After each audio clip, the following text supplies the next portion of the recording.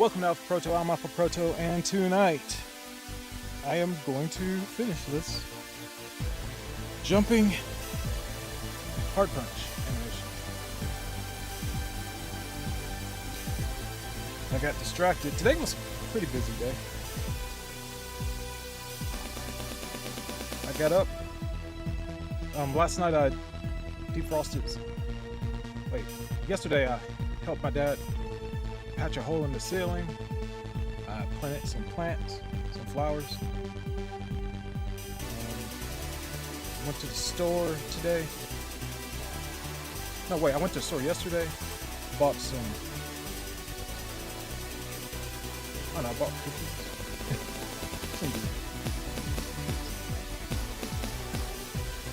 I was actually looking for more garden supplies, but I don't see them, so I bought them.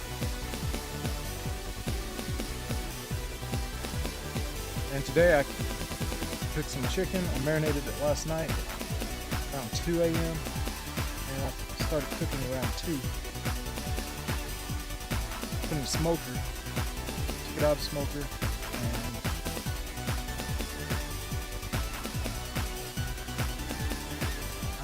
I smoked it around 350 for about 4 hours, 3 hours. Yeah, anyway, then I start sculpting after I ate. So I got distracted with that. And I figured, you know what, better late than never, so I'm gonna work. I gotta get this done. So, after looking through these frames, I think I want to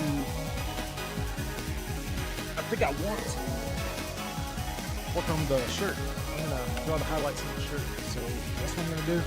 Hopefully we can finish this tonight. I wish I did this yesterday.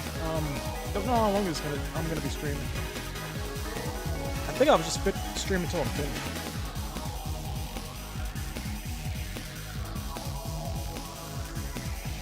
So what I'm gonna need is this card.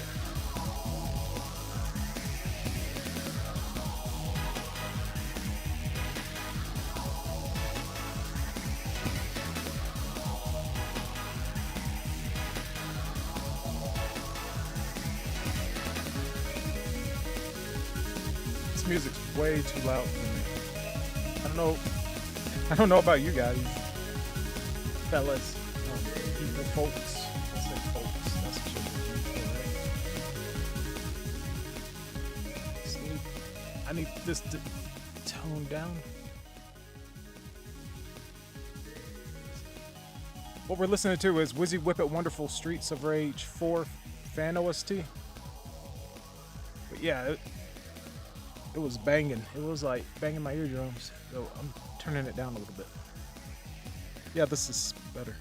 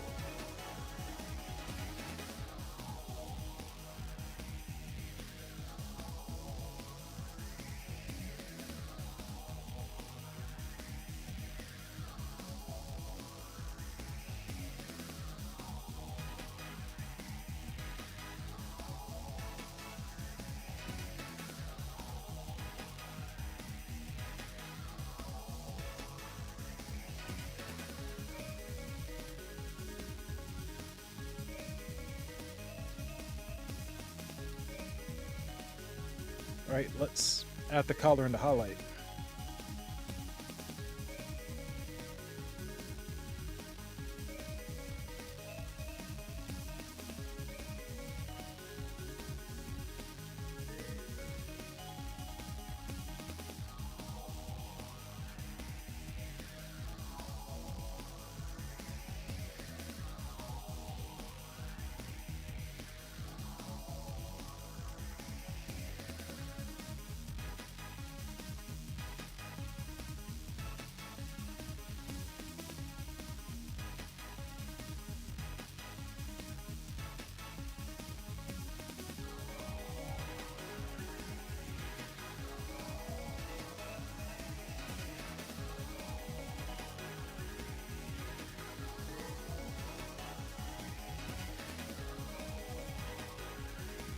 Okay, this is too small. I can't really pinpoint where I need to put the pixel.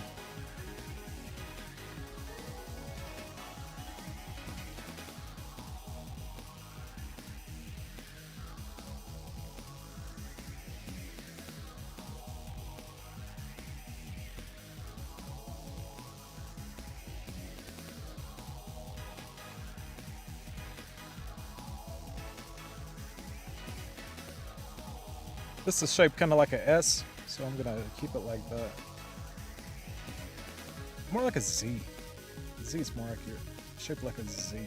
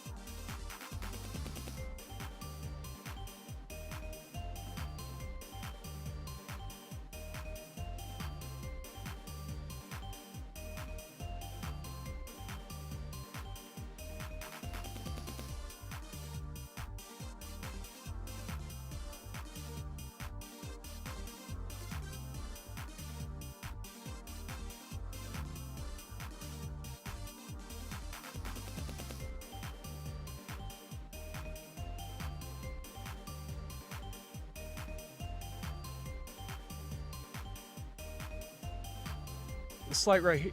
Oh, hi, Son Goku. Welcome to the stream.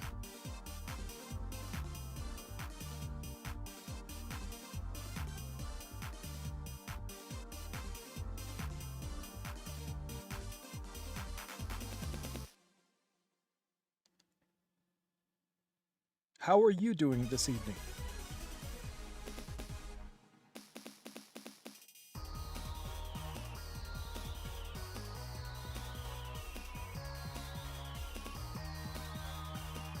Oh, no problem, no problem.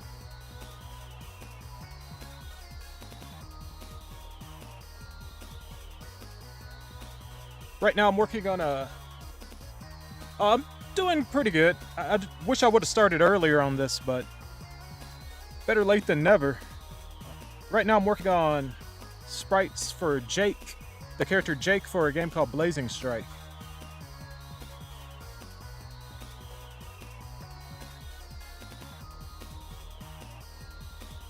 This is his jumping heavy punch.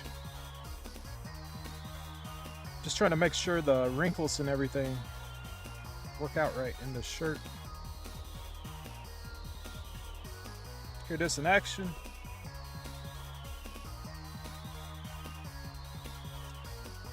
I still need to add details here. So 1, 2, 3, three more frames and I'll have the shirt done.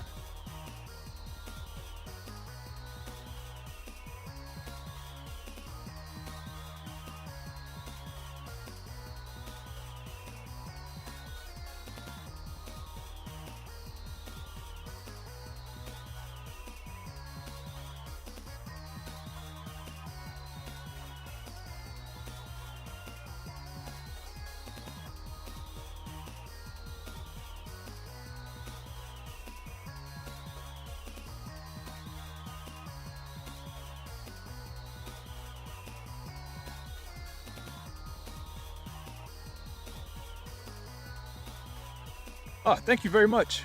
I'm glad you like it. Sometimes I get self-conscious with what I'm working on and I wonder if it's good or not. So I appreciate you letting me know that you like it.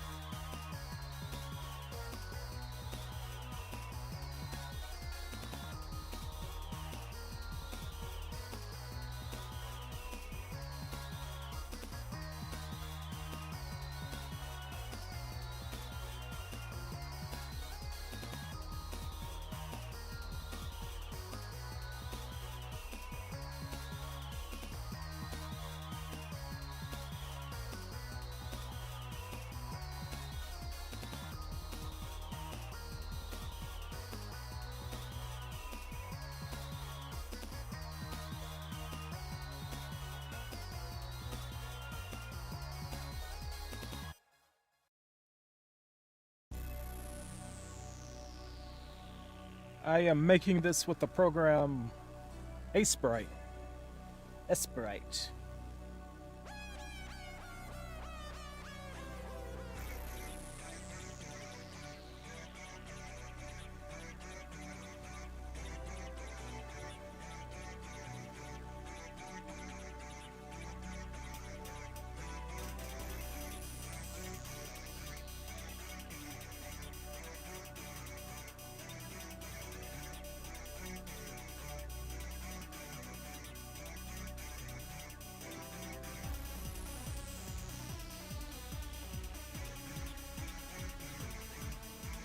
Hello, AVP boy. AVP boy says, my boy, Proto, doing his dope stuff. Yes.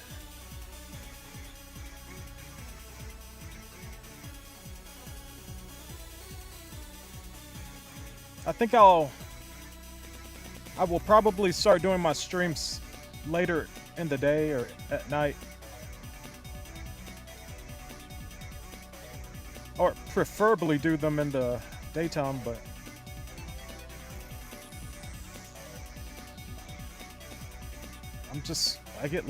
I'm a late start, I guess. Late starter.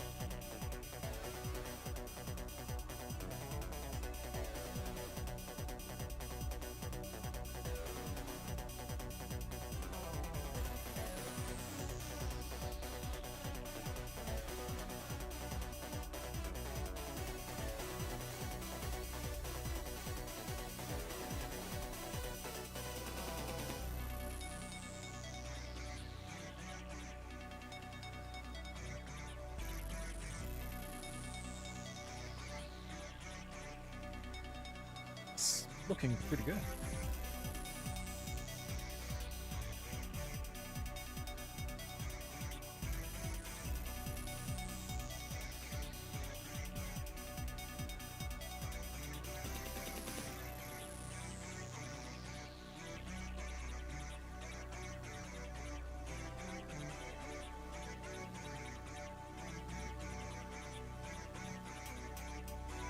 Save.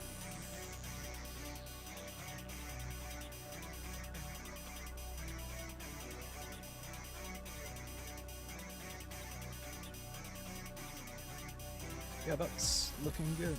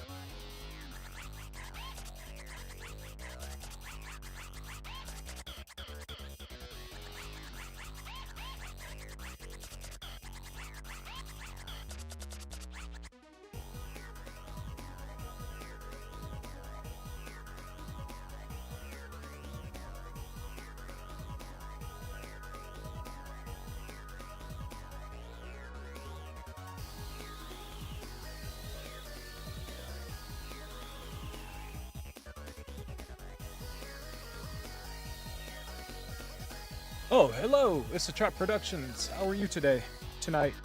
Um, it just turned Thursday here.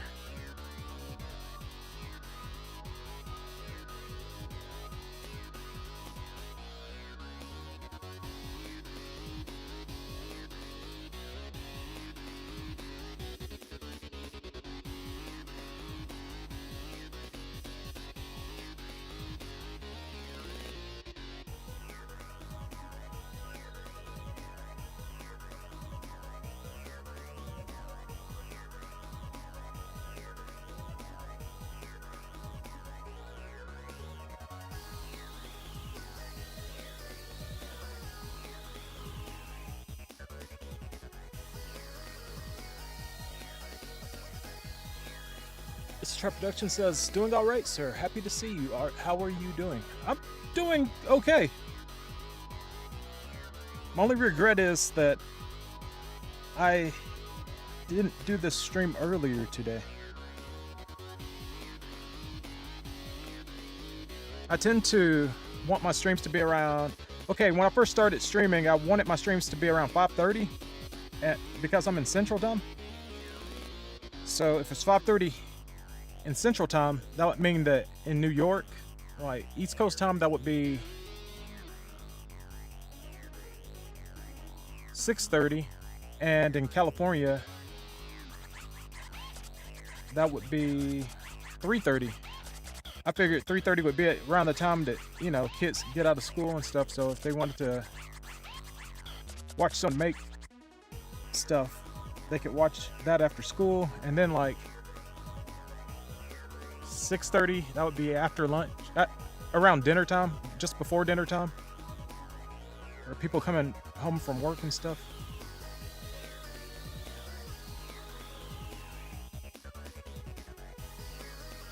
But midnight, I guess in California, that's 10 p.m. So, you know, that's like late night time. Like, when I say late night time, I mean like talk show, late night talk shows, you know? So right now I'm competing with like Jimmy Fallon and Jay Leno and Stephen Colbert and all that stuff.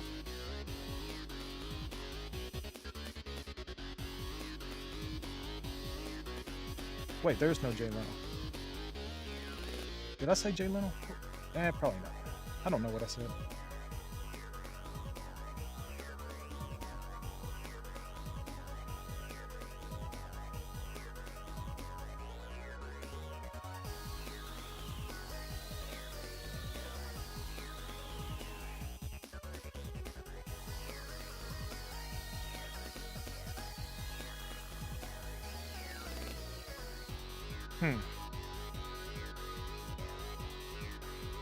Yeah, maybe tomorrow. As long as I don't have to cook dinner. When I have to cook dinner, that always throws my day off. And it takes me like an hour to eat dinner, usually. Sometimes it takes me 2 hours to eat. I eat that. That's how much eating I do.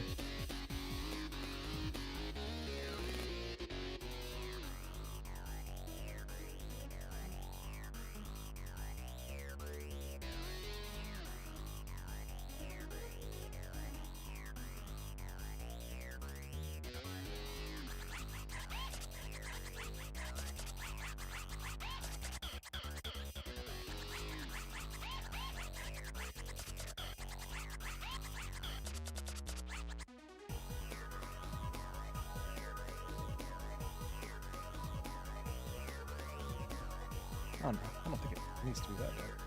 It's probably doable.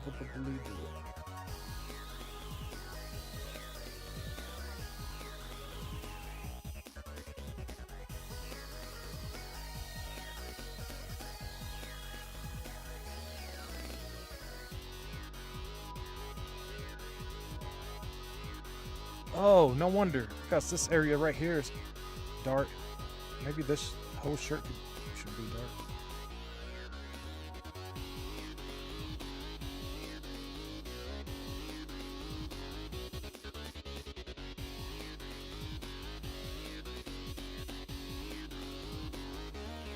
Yeah, definitely.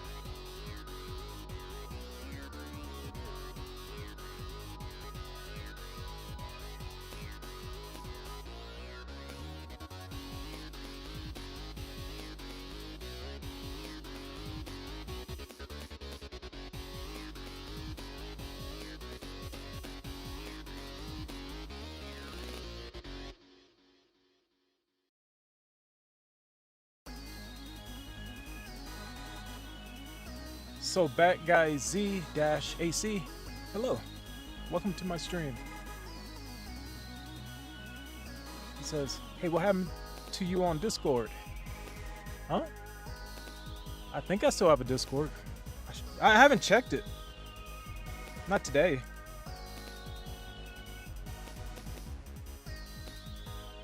Did you try to friend request me, or did you need to ask me something?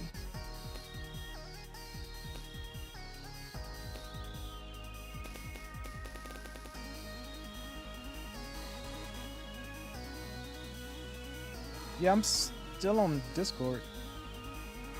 The only Discord I don't have right now is Serana's. I got invited to Serana's stream, and I lost that Discord. I wasn't using it, so I was like, oh well, I'll just hop on Serana's streams and watch gameplay there. But now I want to learn Japanese, so I'm like, oh, I should have stayed. I could have practiced Japanese on that Discord.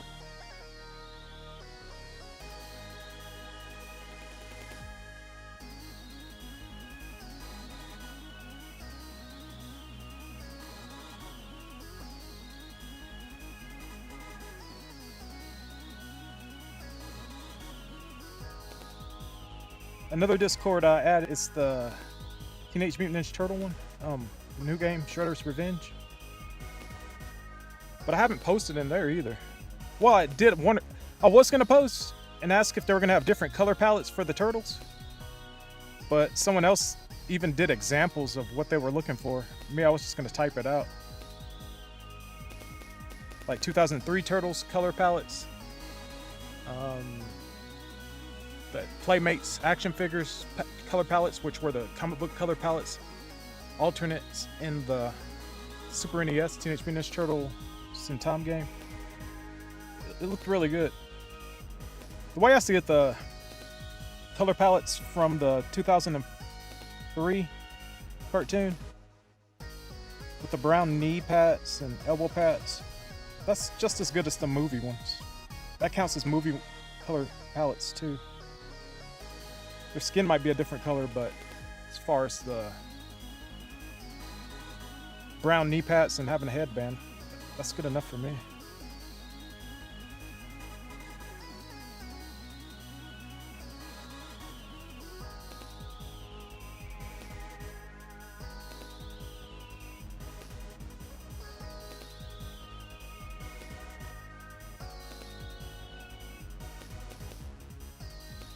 It's Trap Production says, we all gotta get together and play Street Fighter V again. Yeah, for sure. I think the last time I played with you guys was probably 2 years ago. Because I remember at the start of, I think it was start of 2019, you were like, okay, I'm gonna take a break. This will probably be the last stream of Street Fighter we do for a while. And yeah, I think that was it. I really haven't gotten a chance to play any video games in the past few months. Especially since I started this project.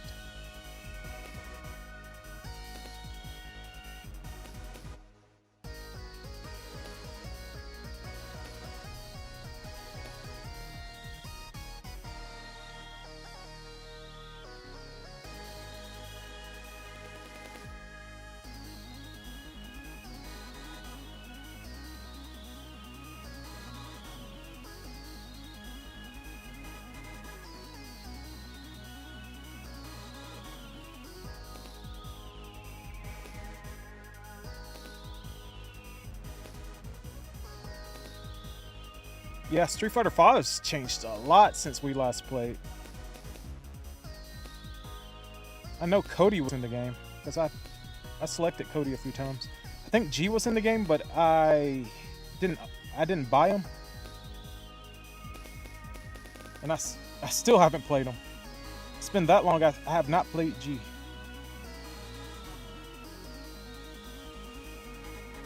He looks cool. But I don't think I could play him to his full potential anyway. I'm a hit and run guy. That's why I play Blanca. I play Ryu as well, but from what I've seen, Ryu's it's easy to counter him and he seems pretty weak.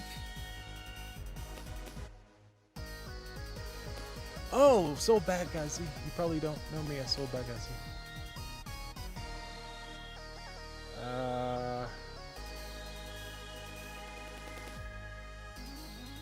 I think I know who you may be, but I don't know. I'm better at looking at icons than I am. When I see an icon, I can recognize someone. Like, who was here earlier? I don't know if you're still here. What's his name? AVP boy. I know what his icon looks like. I think it's red and black. It's on YouTube. It's red and black. And it has a like Toriyama style drawing face, and it has, I think it's a white stripe in the hair.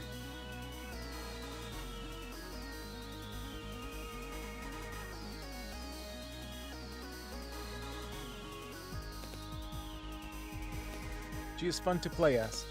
You know what? He has some of the best lines in the entire game.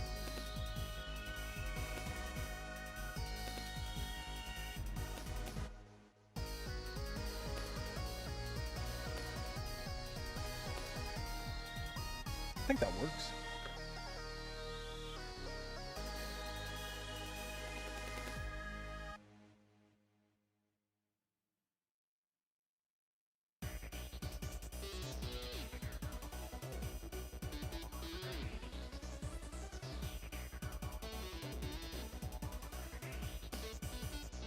That's a little bit better. Oh, Shin effing Woo. I remember you. I've known you since Discord. We know people. Your people know my people. How have you been? Have you been busy?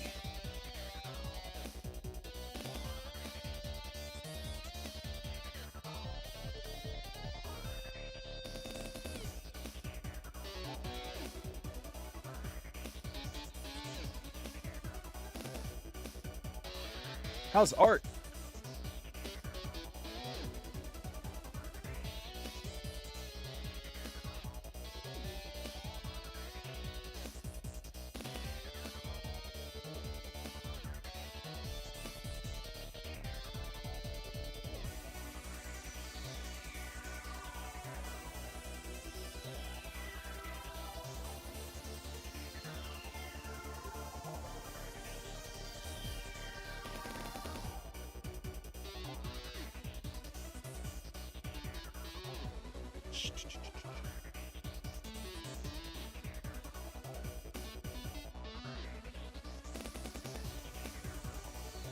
I gotta make his chest a little wider.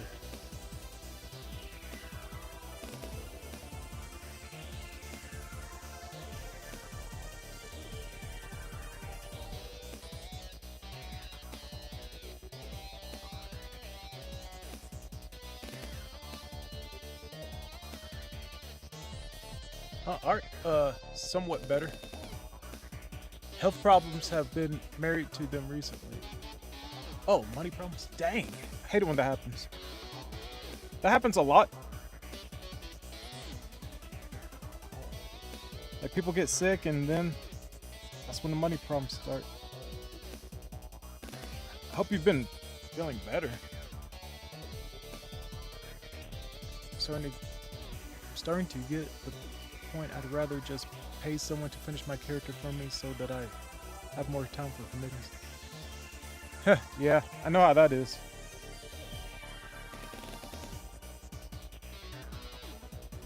Oh, wait. When you say characters, what do you mean? Finish your characters? Are you working on Mugen? I've seen your line art and stuff, but I didn't know that you did Mugen work. If you are working on Mugen, that is.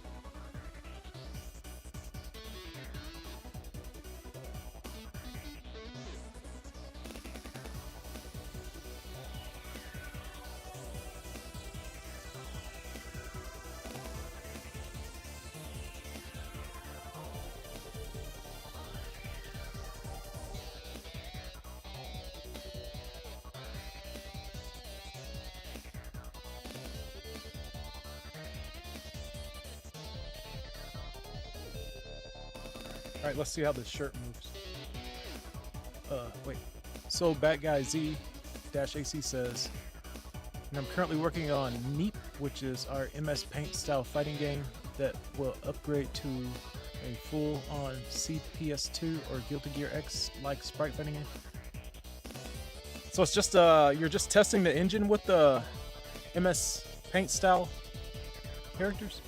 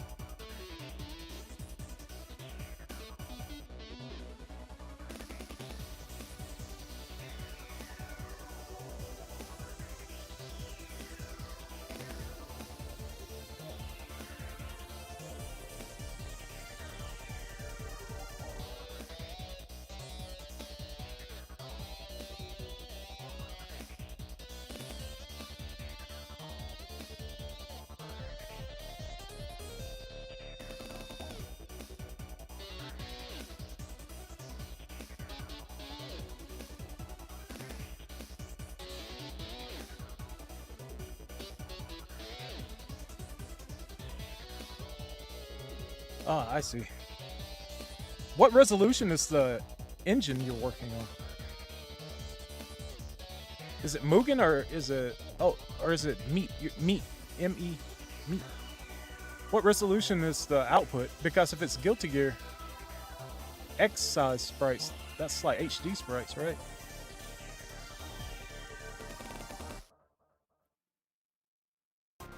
It's kind of interesting because in today's day and age, 1080p sprites, like, they usually run a little bigger than Guilty Gear X. They're like Persona 4 Ultra Max size and Blaz Blue size, which is about, I think that's 4 times bigger than Guilty Gear X.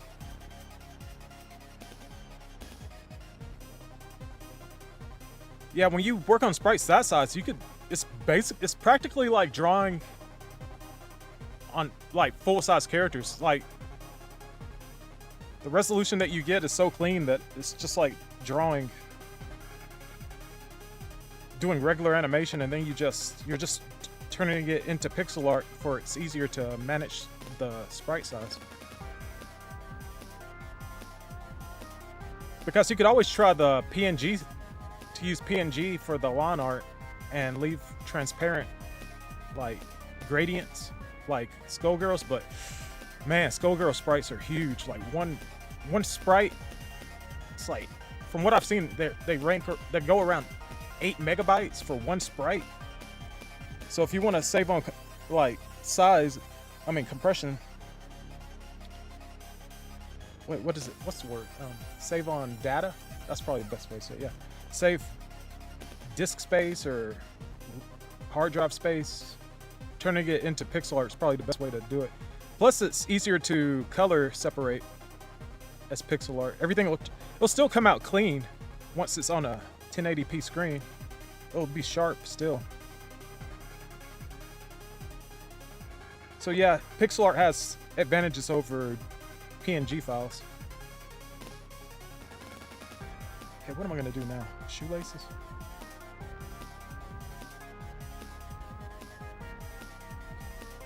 Let's work on this hand.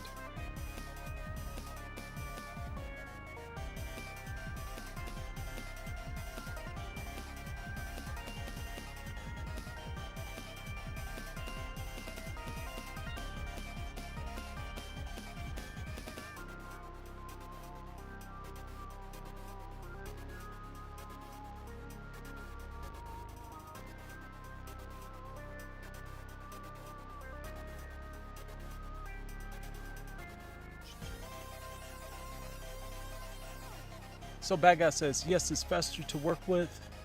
MEPP is being coded in Game Maker language. Ah. The guy refuses to use Mugen for some reason. He might want to put it up on Steam or something. But then you would have to move it to an equivalent, which is What's the name of that program? I can't remember. I forgot what the program was. What is that program? That's mobile and stuff. That you can move like transfers to Mugen really easy and can have online and stuff. I don't know. I forgot what it is. Yeah, it sounds like he wants to make money out of it probably. Put it on Steam or something. I think it'd be faster to work in Mugen and then get a Kickstarter fund and then migrate to a better engine. Probably. Like if you know how to work with it, but there's some shortcuts in other programs. Like you have to do workarounds and stuff in Mugen to do certain things, and it'll just save time to if you use a different engine. But if they're compatible, you know. Mighty Fefnir's here. It says, hello, Alpha Proto. Hello, Mighty Fefnir. Mighty Fefnir says, bye, GTG. Okay, that means got to go. Okay, see you later. Have a good one. Matt Smith is here. Dope stuff. You're very inspirational as an artist. Oh, thanks. I just try a little bit of everything.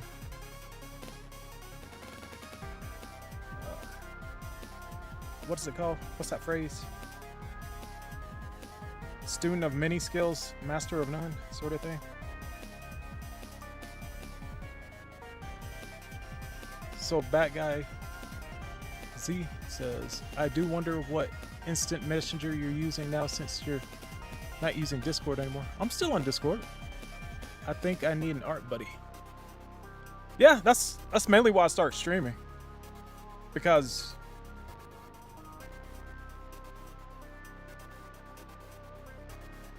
hope my Discord doesn't show on screen. Yep, it's gonna show.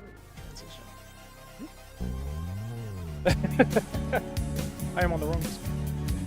Oh man, I've got messages out there. Okay, let me see my list for a second. Where are you? It should be on there.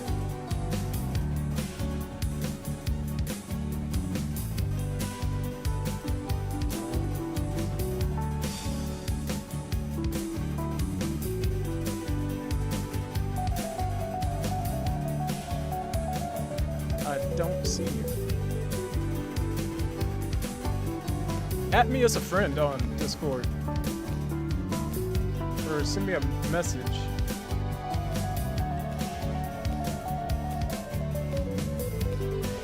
Oh yeah, I lost. I switched Discords because I got banned from Discord for being underage. I was underage, so they kicked me off of Discord. Well, I said I was underage. Accidentally went into what is it called? I'm gonna say DC.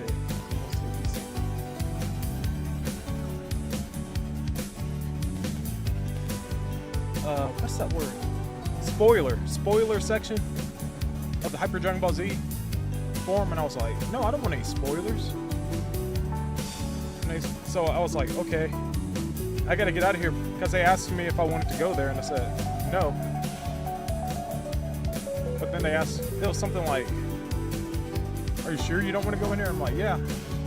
I don't know, it was something weird, but I was like, yeah, just get me out of here. I don't want to go into the spoiler section. And it says something about if you're under this age, then you shouldn't be on Discord. And I was like, yeah, whatever. And then it just, I lost my account.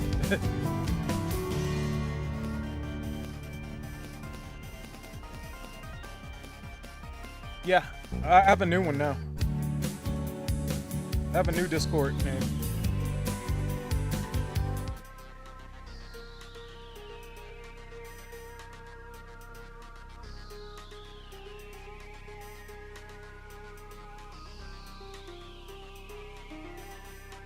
It's the same name, it's just different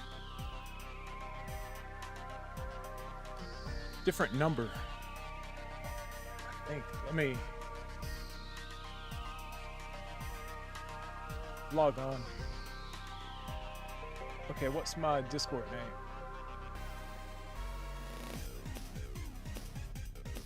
Then people can friend request me when they go on Discord. Okay, home. Do I go to home? Dang, I still don't know how to use Discord. Right? Online, pending, blocked, online, friends. Where is it? User settings? Sorry, this Discord stuff is taking longer than I'm still trying to figure out what my Discord name is where I can post it in the chat.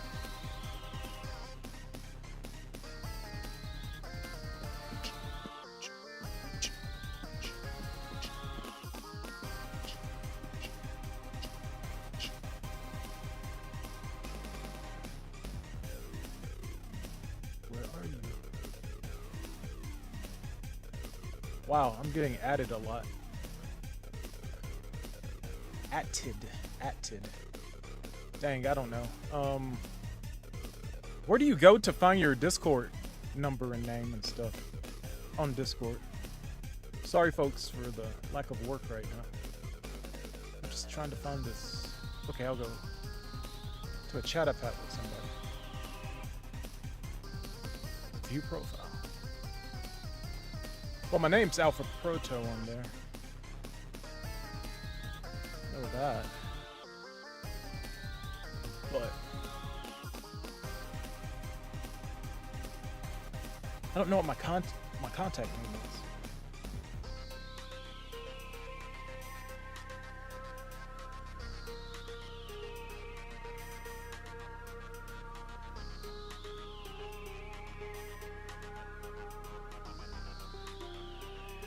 Huh.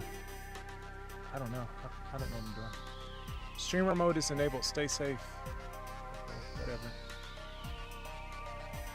New group. Inbox. Help. Inbox. Yeah, I would put my Discord name on here, but I can't find it right now. It's Alpha Proto, and that's all I can remember.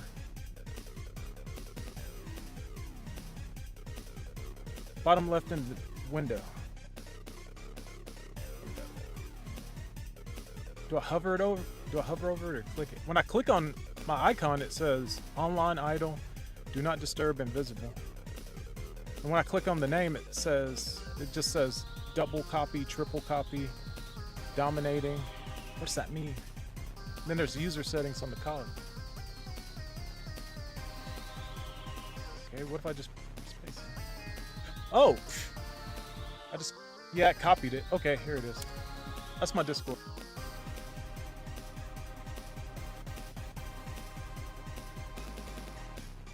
So if anyone wants to private message me or talk to me on Discord, that's my Discord name.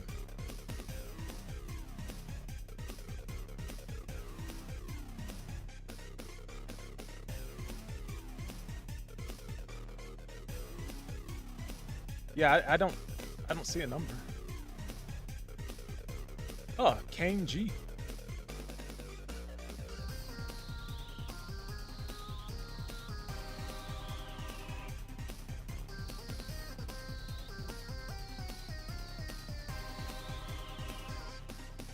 All right, I better get back to work. I've been sitting here for 51 minutes, and I've gotten a shirt rendered. I'll call it rendering. I like calling it rendered. Basically, all I'm doing is rendering. Save. Let's go back to this.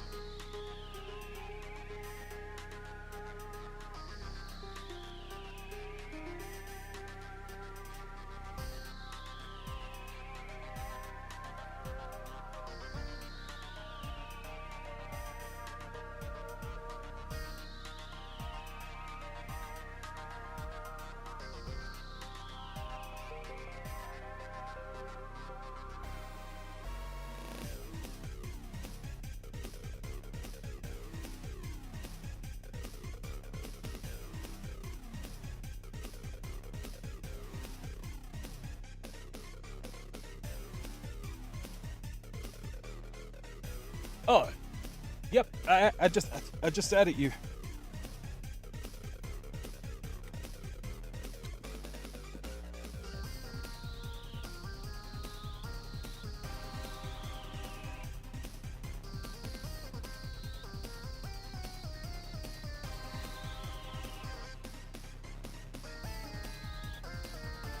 Matt Smith.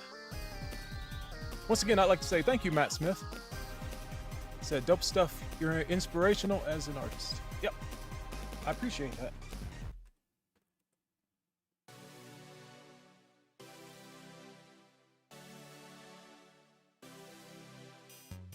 Art's a great skill to have, being able to make things.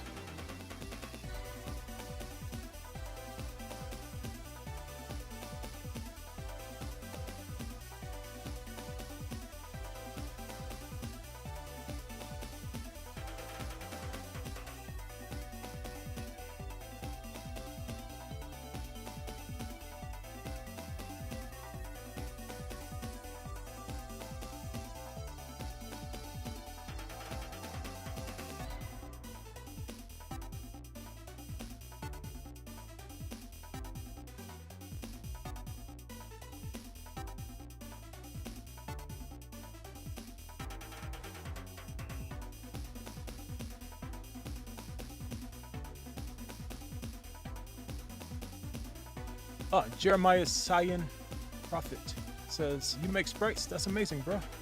Thanks. It's a skill that I picked up over the years, and I'm still learning. There's a lot of things that I've been, a lot of knowledge I've gained since working on game projects that I never knew about when I was just doing this for fun.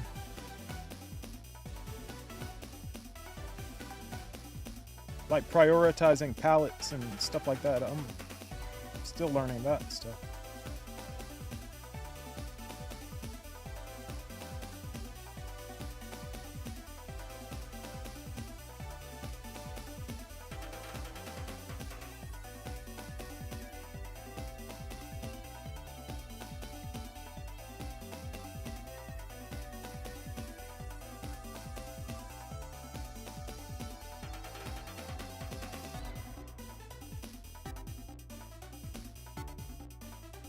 Yeah, when I first started, I knew that Capcom only used 16 colors.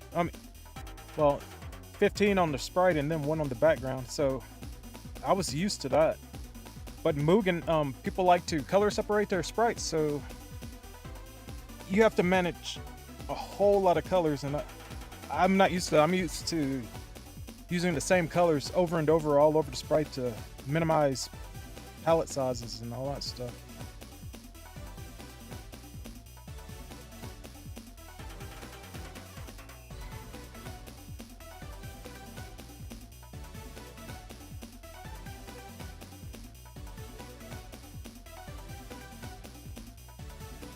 But when you're working with computers and modern day gaming, everyone has way more space on their computers and stuff. So thinking about making sure there's enough disk space and all that stuff isn't really a priority.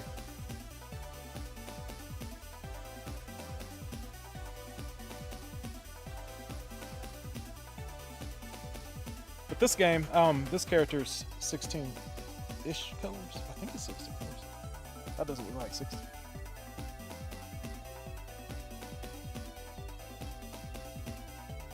Well, it's a limited palette, I'll say that.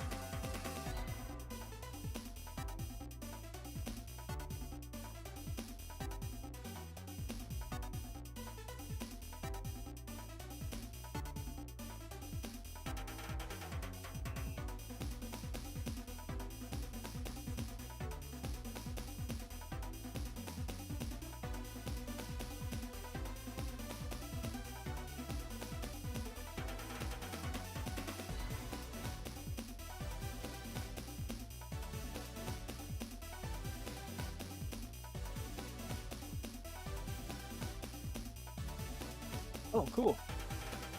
Jeremiah says, I came here because of your Hyper Dragon Ball Z video. Glad to see you're still here.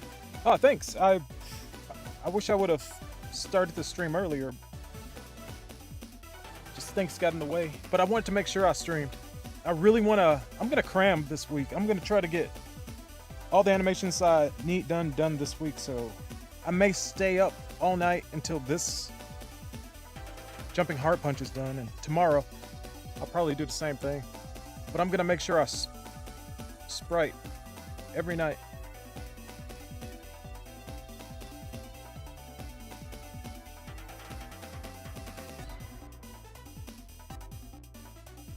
I do miss working on Hyper Dragon Ball Z.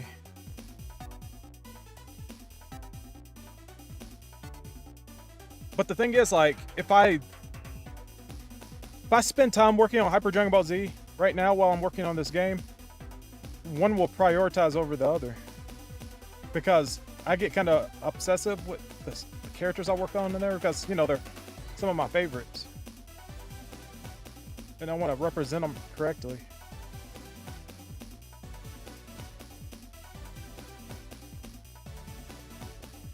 So I'll say to myself, well, I guess I'll, just for fun, I'll do a little animation just to, you know, just to pass the time for a few minutes, and then it'll be like 4 hours later and I'm like, wow, I just spent 4 hours on a fan project instead of the project I'm getting paid for.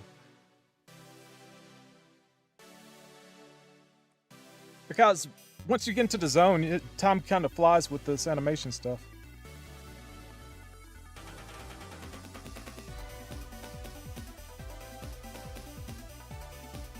Like, my problem is getting started. Just taking the time to sit down and start working on an art project. But once I'm working on it, everything else, things come along pretty smooth once I'm actually working on what I'm supposed to be working on.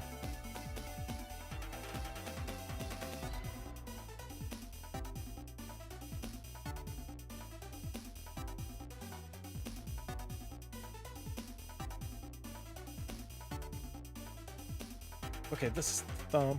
Okay. Alright, I kind of had to see it in my mind.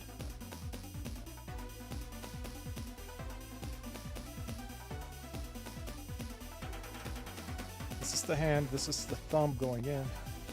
Right.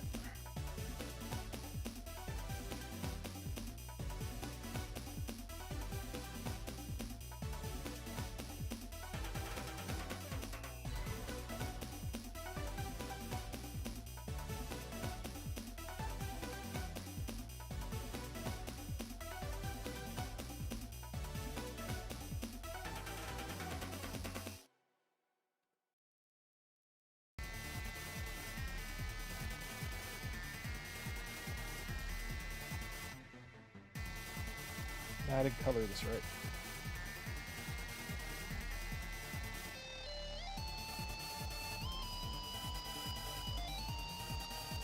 Yeah, I'm trying to stream more.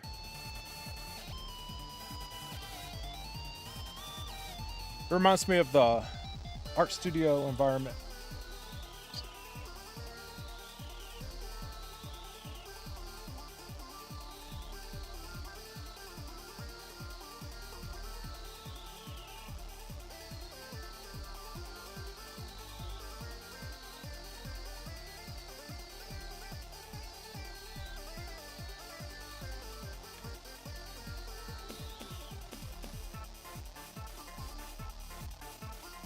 Another thing I like about streaming is I get content from my Twitch and YouTube channel.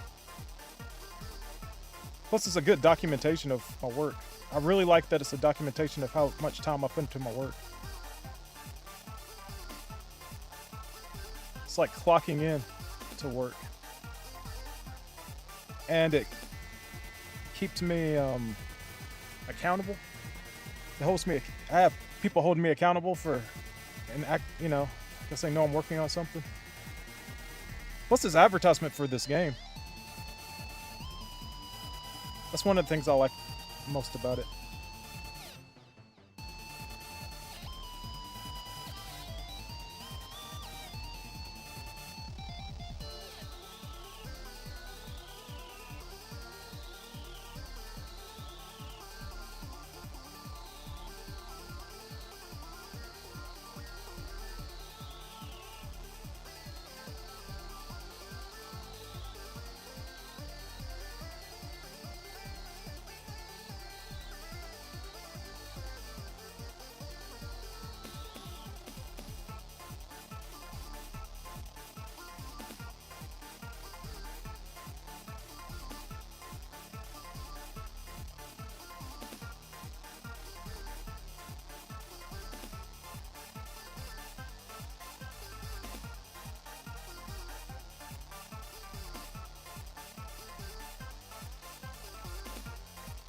Yep, being held accountable for your work.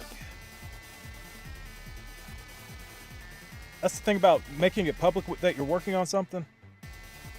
That means that if no one sees you working on it, they'll message you and be like, "Hey, what happened to? I thought you were working on this. What happened?"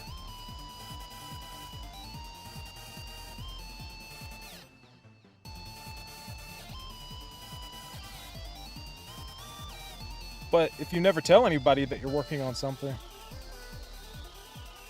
they'll never ask about it. It'll almost be like it never happened.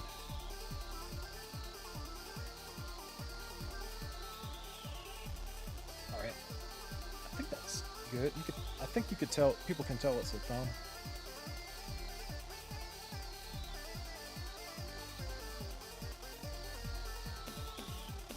This whole area here is a thumb, and these are fingers under it.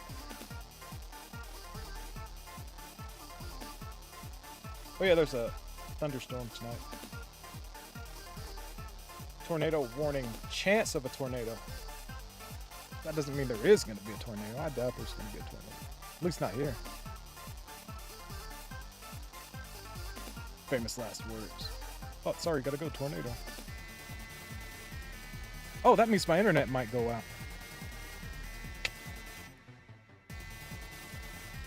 While I'm streaming.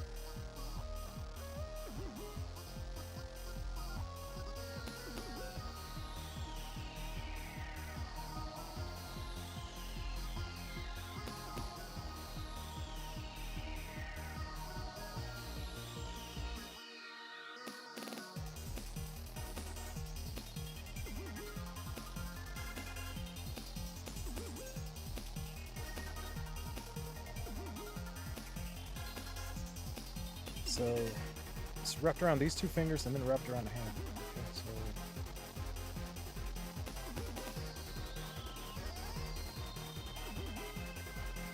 yes.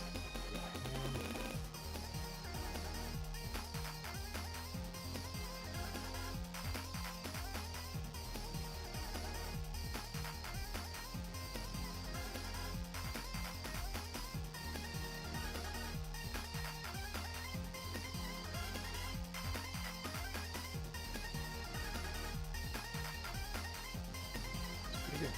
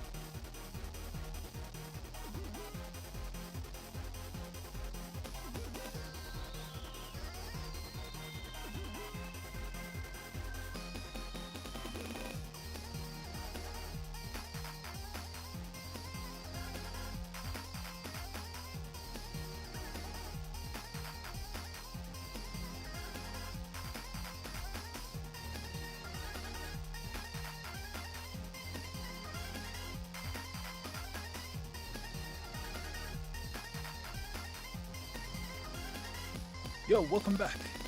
I just finished rendering out this fist. The hand wraps around the fist and the fist.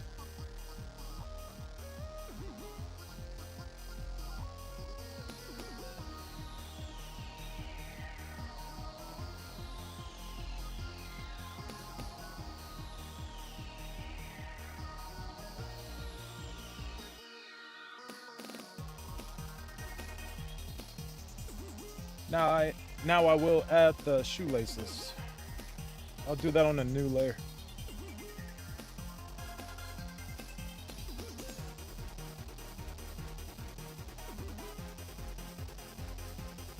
Dr. Forgonix here. Oh what happened in the last stream? My internet died, so well, it looks like you're doing an amazing job with those sprites. 10 out of 10, man. Also, the CS of Piccolo is going fast. Oh, cool. Color separation.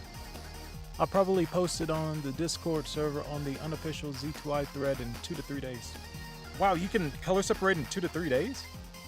Well, technically it's not 2 to 3 days. It's like you've been working on it longer than that, so Still, 7 days seems like it would be pretty fast for color separation of a character with like thousands of sprites and stuff like that.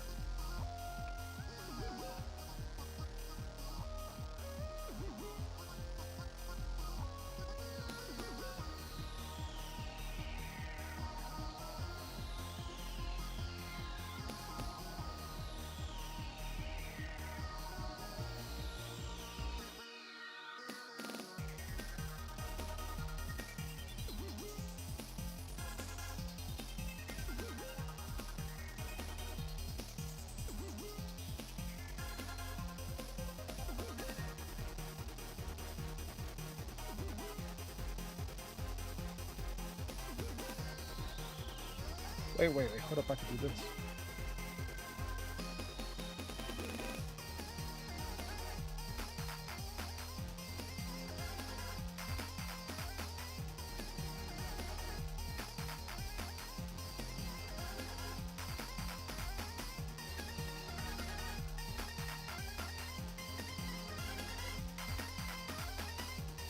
Is it 4 or 3? Wait, let me check this out. 1, 2, 2, 3, 4. So the fourth one's right there. Okay, that's 3. Well, the shoelaces are going to get in the way anyway, so I was going to be able to tell. Something more like that, I guess.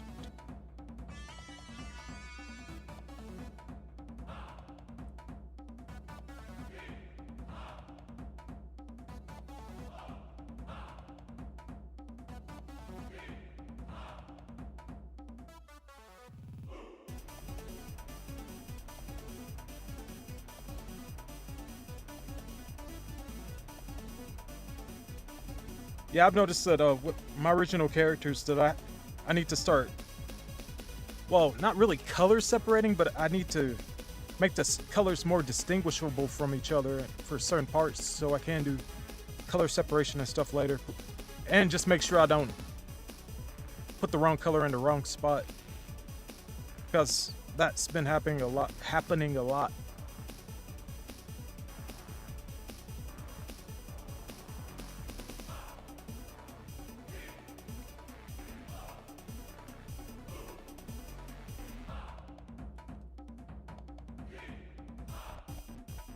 A good example would be, what would be a good example? This color. Yeah, these are the same color.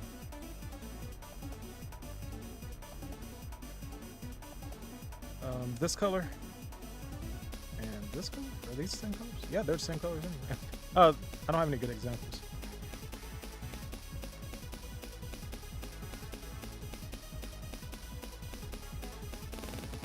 This and this, yeah, like this color and the white color. These are two different colors, but sometimes I just can't tell them apart. So while I work on the sprite, I have to use a color that I can make sure I don't accidentally put in the wrong spot.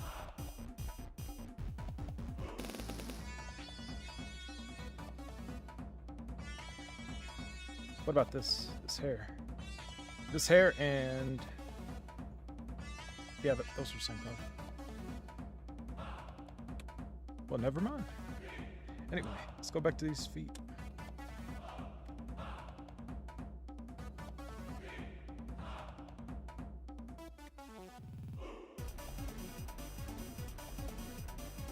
So Bad Guy says, can you mimic 80s classic anime style? To a degree. I can draw the Ranma anime style. A little bit of Masami Obari, but the thing is, I can only imitate styles mostly in the face. And then when it comes to the body, I always draw the bodies pretty much always the same.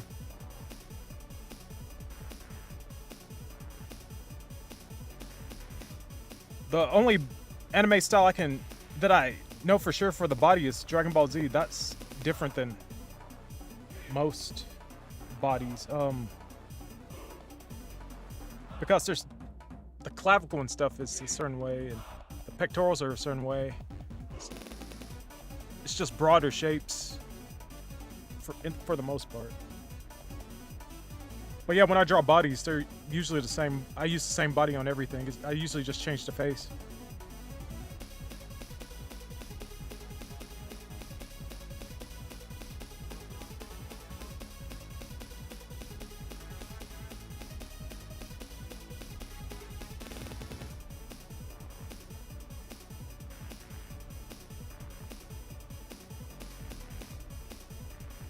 Shadow Skill. No, you know what? I bought Shadow Skill on DVD. I bought apparently there's 2 movies or 2 OVAs, and then there's like a whole series. I bought all of those, and I still haven't watched them. I bought them because I ran into them on YouTube for free, and I was like, and then I downloaded them for free off of YouTube. But yeah, I still haven't watched that, either of them.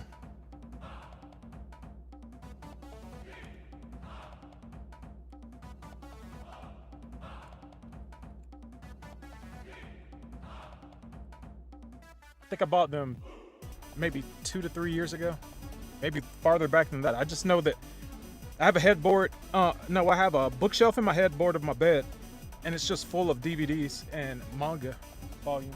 And Shadow Skill, that's one of them.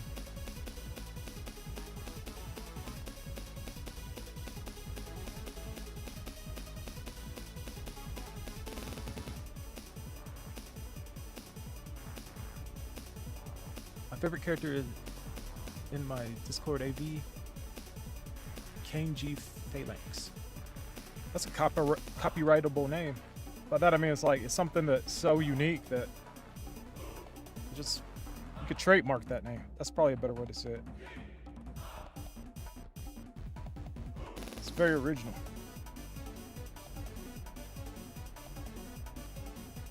Like, no one's gonna search that and end up getting different results.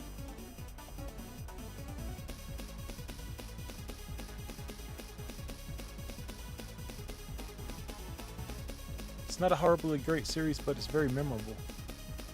Oh, did you see? It's the OVA the same thing as the series? Because I haven't compared them. Because I have both, but maybe the OVA is just a early, like another studio that tried to adapt it. Because I know that Yu Yu Hakusho got released as Poltergeist Report before Funimation picked it up, and those were some short movies and stuff.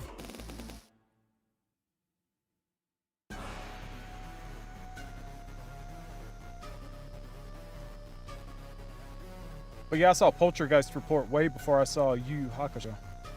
I still haven't really seen Yu Yu Hakusho. I've only, well, I have the series, entire series. I never watched it when it was on television because, I don't know, I have to go to sleep or go to school or something, or go to work. And I stopped watching the show after he got brought back to life after that. Oh, that's a spoiler.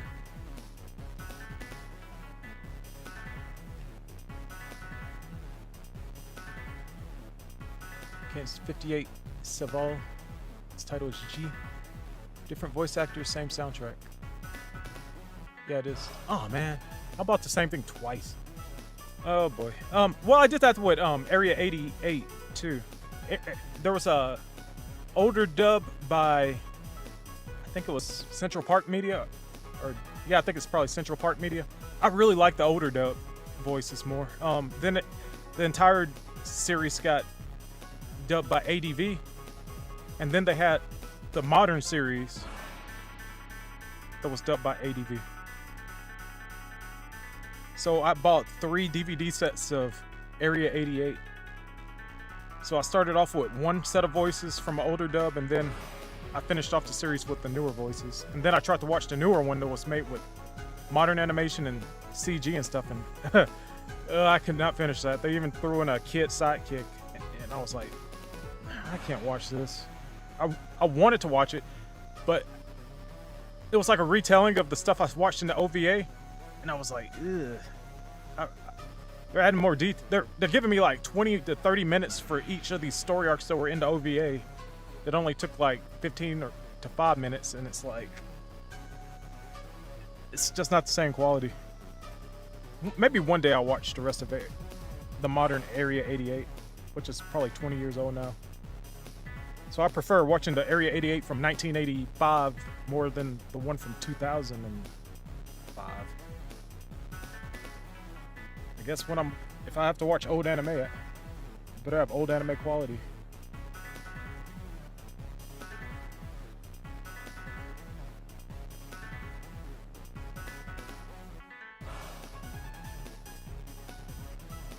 Oh, it's not a spoiler. Well, it kind of is. Like, when I was watching it for the first time, when I was watching Yu Yu the first time, I had no idea what it was about. I just knew we had the spirit gun, and there were people with lightsabers and stuff. Saber-esque attacks.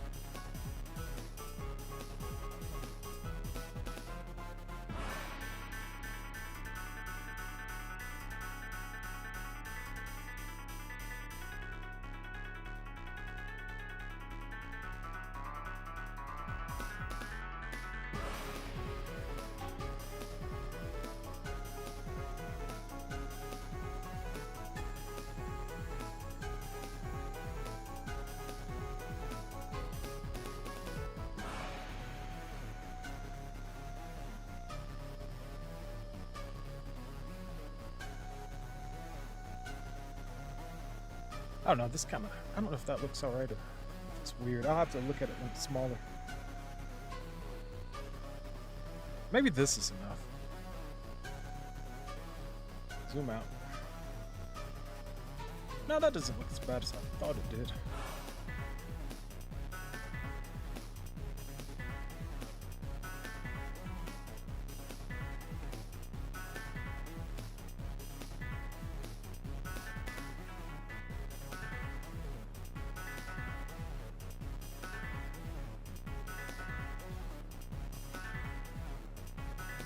Oh no, I wasn't talking about Kane. I was talking about Yu Yu Hakusho and how the story went in that. I still need to watch that show.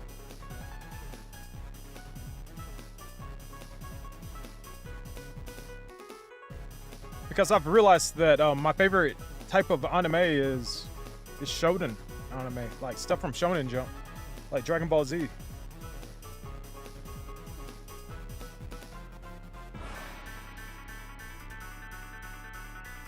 I think the only seinen, well, that's weird. City Hunter would be considered seinen manga, right? It's about an adult doing adult stuff, but Shonen Jump ran the book, so it's hard to tell. I don't know. Classifications are weird anyway, I guess.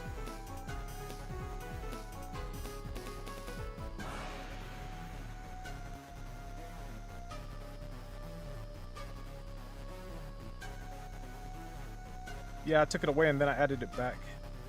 It's just that once it was gone, I missed it.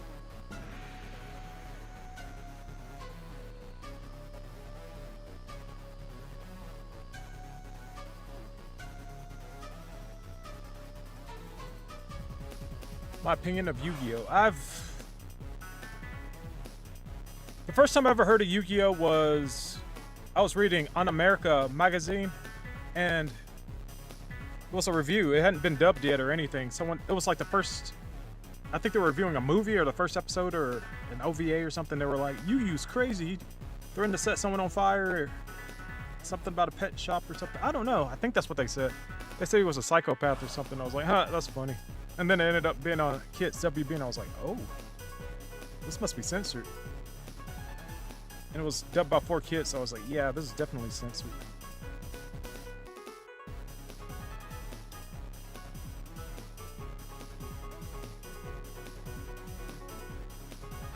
But yeah, I always thought his hairstyle was very unique. After seeing so many spiky-haired protagonists in anime, having one with lightning-inspired hair, it was just a matter of time. I was waiting for someone to do that.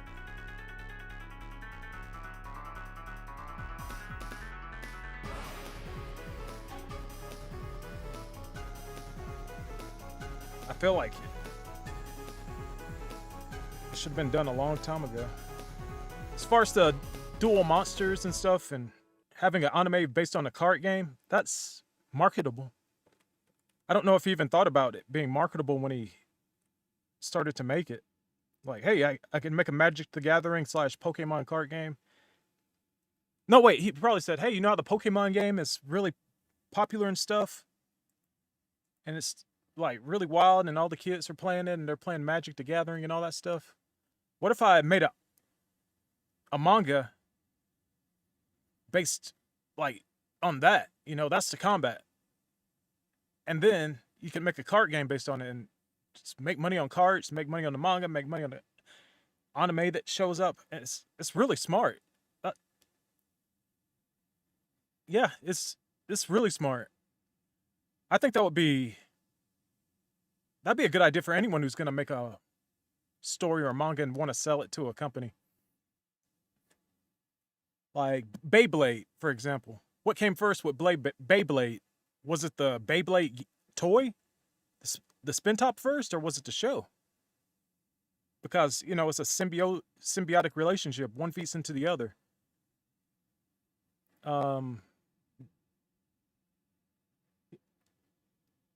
Sengoku says, yeah, season 0 was what you read. It was based on the manga. Oh, I see.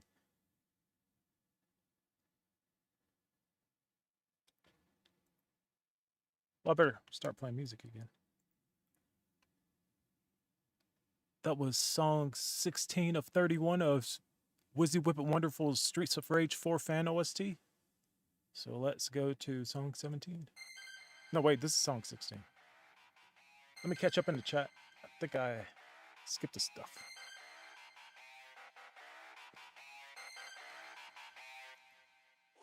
Not sure YouTube is the best for you to stream your artwork on if you don't want to have constant distractions with a small viewership. You could better use Discord for streaming. The thing is, the distractions don't. I don't get too distracted. I for the most part, I stay focused on my work. And there's not really that many people in there. Even at the max, I think the most people I've ever had on a stream is 14 people watching me. Ever. And, you know, it wasn't too overwhelming.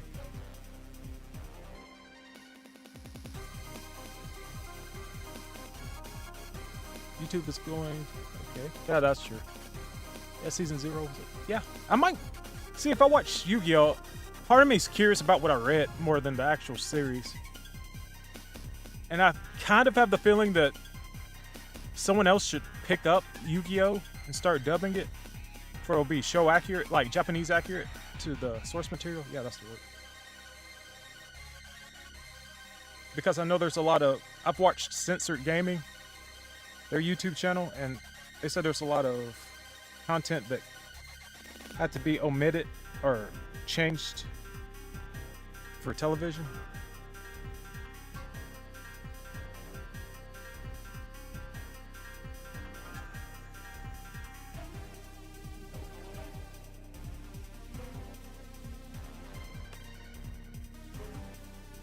Oh yeah, I'm drawing shoelaces. Forgot.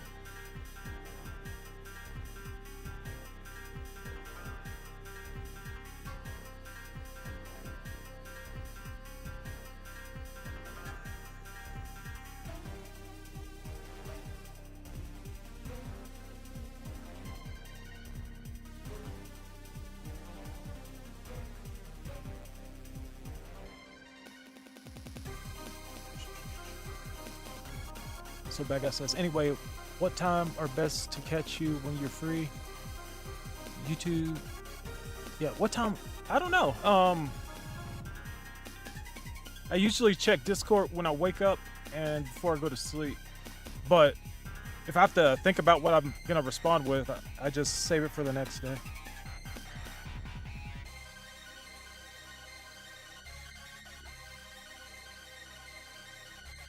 Probably around noon Central Time.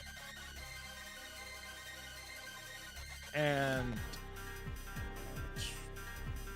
10 p.m.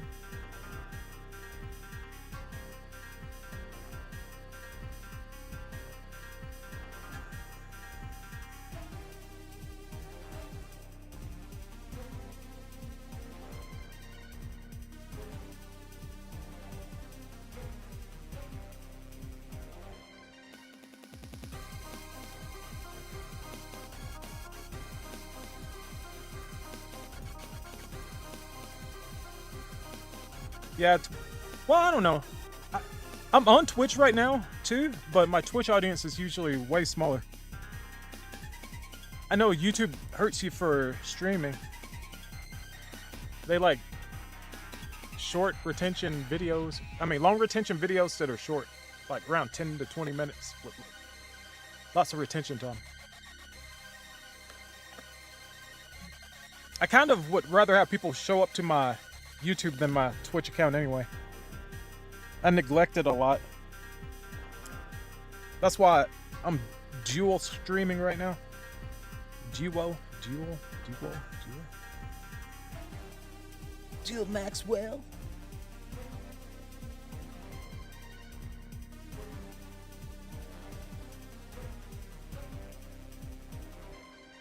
One, two, three, four. One. Loop. Swoop.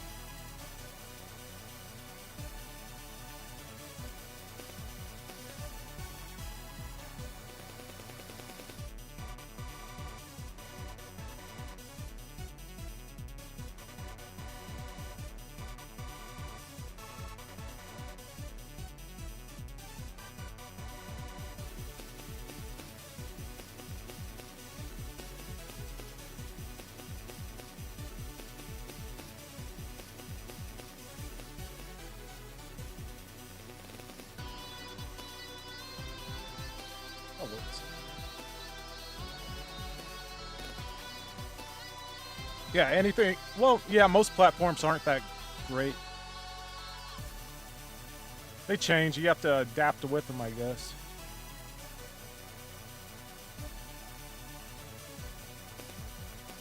Like, you know, I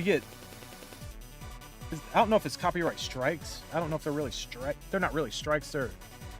I get claim notices, yeah, for music on these streams sometimes. That's why I play so much Wizzy Whip with Wonderful music, so I won't get copyright claims. I'm not making money on YouTube at the moment, but if I ever do make it to contributor status, or I think that's the word,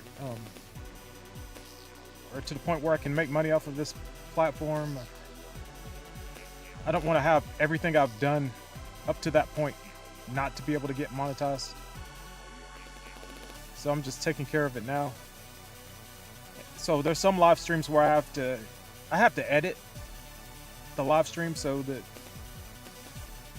it's presentable and the music won't get claimed. Yes, claimed. Copyright claims, not strikes. Claims.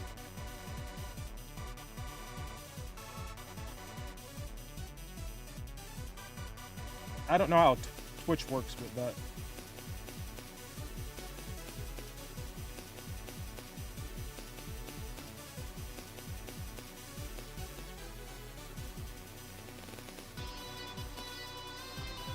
But yeah, I hope I never lose my channel because there's so many hours of content on here.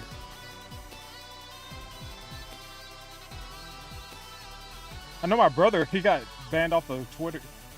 He got suspended from Twitter for a dumb reason.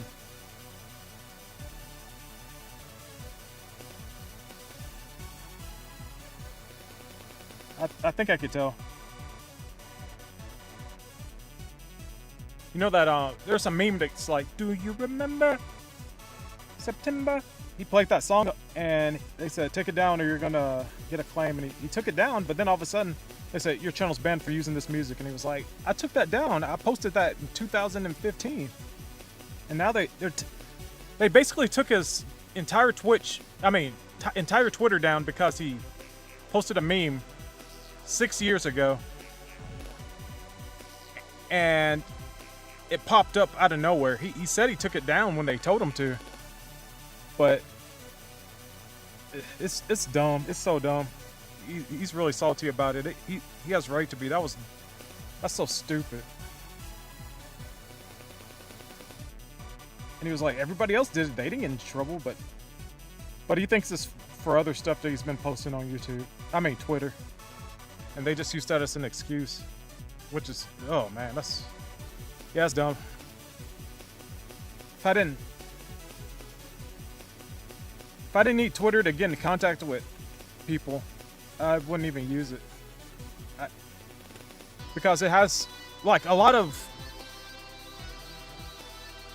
like, originally I was like, man, there's comic book editors and stuff on Twitter that I could get in contact with, and they could, because someone was saying, well, everyone stays in line at these conventions waiting to see an editor or something. You could just talk to them on YouTube and have them look at your portfolio. On Twitter and have them look at your portfolio. And I was like, really?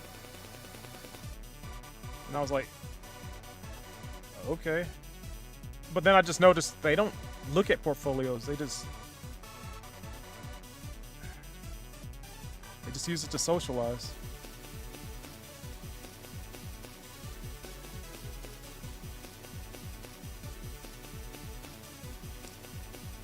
But yeah, I use Twitter to give notifications to people who follow me.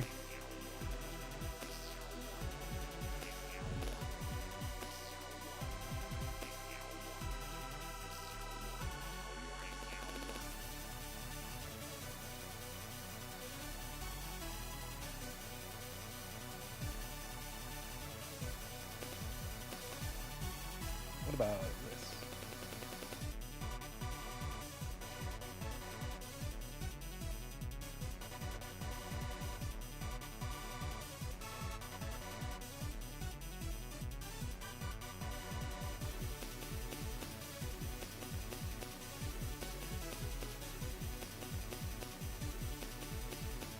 Yeah, plus if you want to get like The work I've gotten online, it's usually I have to communicate to people on Twitter to get it. Like if I tried to use an email, they probably wouldn't really respond. But I got the chance to work on this game because I tweeted. I heard he needed help and I tweeted him, and I showed him my work and it was good enough, and he let me have the job. Same thing with some comic book work. I did some fan art for a comic book called Final Street, and I showed it to him and he liked it so much he asked if he could buy it, and I was like, yeah. And then he asked me if I could make pixel art because he knew I made pixel art. So I've gotten a couple of opportunities through Twitter that I wouldn't get otherwise. So that's one instance of having it help me out. But other than that, yeah, I don't really care for it. There's some nice art on there. Not really. Well, I better read what people have been saying. YouTube is trash now. They want to promote sponsors, creators above anyone that's making money on their own or just making free content. Yeah, that's true. They just want to be network television on the internet. When it was the people at home with cell phones or just whatever, making them free content with no strings attached. Just host them, get them some advertising, and that's it. Now they want all their content to meet certain standards and stuff, and that's a shame. Dr. Forgonic, what? That's nothing on YouTube. There's worse things like real animal abuse content without being taken down. Yeah, like I was saying yesterday, they have naked yoga on YouTube yet, and that's not taken down because, you know, I guess it's health and education. As long as you can put stuff up there under the grounds of being educational, I guess they won't bother you. But you know why they're up there. They don't care about health. They just want those views, those thirsty views. Dr. Forgonic. And about Twitch, well, you can't use music without being blasted with the DMCA or whatever it's called. There's one guy who played his own music and got banned or something like that. Copyright. Really? Well, I guess I won't really have to worry about that unless I do get affiliate status there, which is weird. Like you play, like when it comes to music, video games have copywritten music in it all the time. If you're gonna play Def Jam, that's the only example I could think of at the time because it's, you know, based around music. You're playing the game and they have rappers singing in the background, playing their music. You're like, I'm playing a game. You're gonna copyright claim me for a game that includes some music. Plus streams. The thing about Twitch is it's streaming. Like the majority of the content's streaming. There's no edited content, it's streaming. So why would someone, hey, I'm posting music for you to listen to, and it's like, no, it's streaming content. It just plays. It doesn't. This is stupid. I'm trying to bring logic to stupidity, I guess.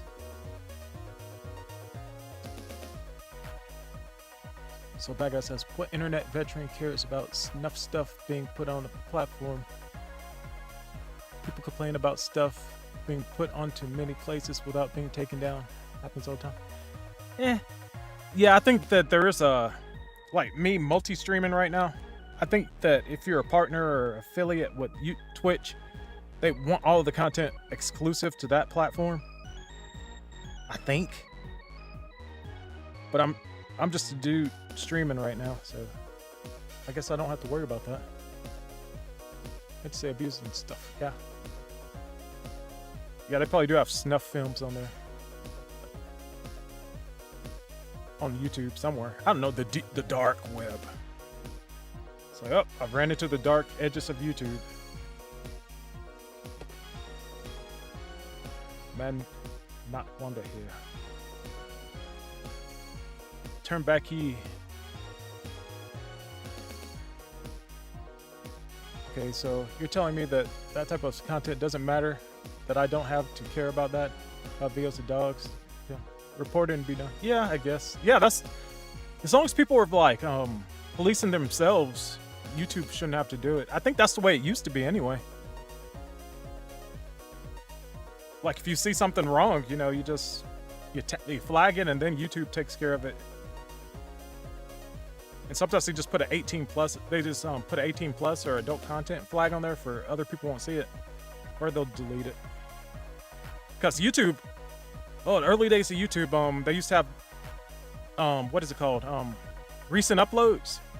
If you looked at the recent uploads, like, and still right now, the recent uploads tend to have some risque stuff on it.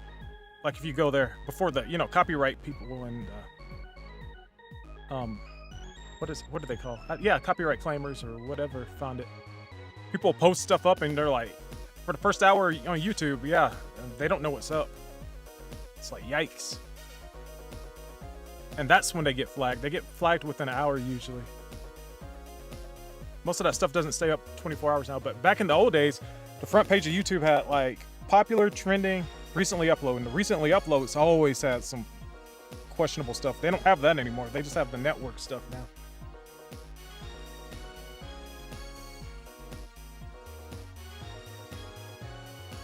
Platform that is abuses towards its creators or false advertising and enforcing their rules hypocritically is worse than random people abusing the system every once in a while.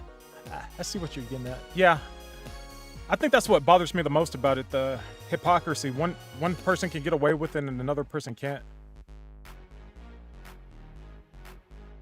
There's no flat standard. If you tripping over words, I gotta think this out. Basically, everyone's not playing by the same set of rules. That's the problem. And you can't say, hey, why are they doing that? You don't get the chance to say that because you're already banned or already had your video taken down. Anyway, back to work.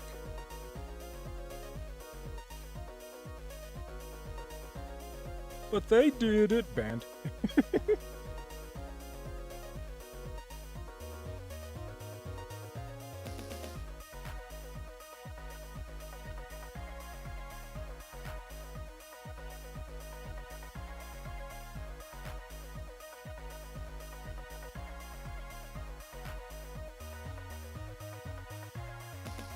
Yeah, I understand those problems. Like,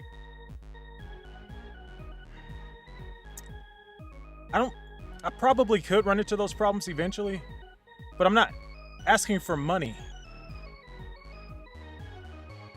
Like I haven't got a claim on any of my Fatal Fury videos that I posted right when I got YouTube. I posted it because I wanted to share the endings and stuff to Fatal Fury Wild Ambition. I thought they were really cool. And I think people deserve to see them. Because even now people are like, that's a trash game. And I'm like, yeah, it was a holiday present. So I was like, that game I have a connection to that game. And I wanted to share it with everybody. I remember being on Fighters Generation's message board. And I got in an argument about Mr. Karate being in Fatal Fury Wild Ambition because Fatal Fury Wild Ambition has this stupid glitch in it that you can only unlock 2 secret characters, but there's 3 super secret characters. Like there's only 2 slots for secret characters but you can only get 2. The 3 characters are Ripper and Hopper are 1 character. They're 2 different skins. They have Duck King and they have Mr. Karate. I got in an argument about Mr. Karate being in the game or not because the guy unlocked Ripper and Hopper and Duck King, but he didn't get Mr. Karate. And I had to prove that Mr. Karate was in the game.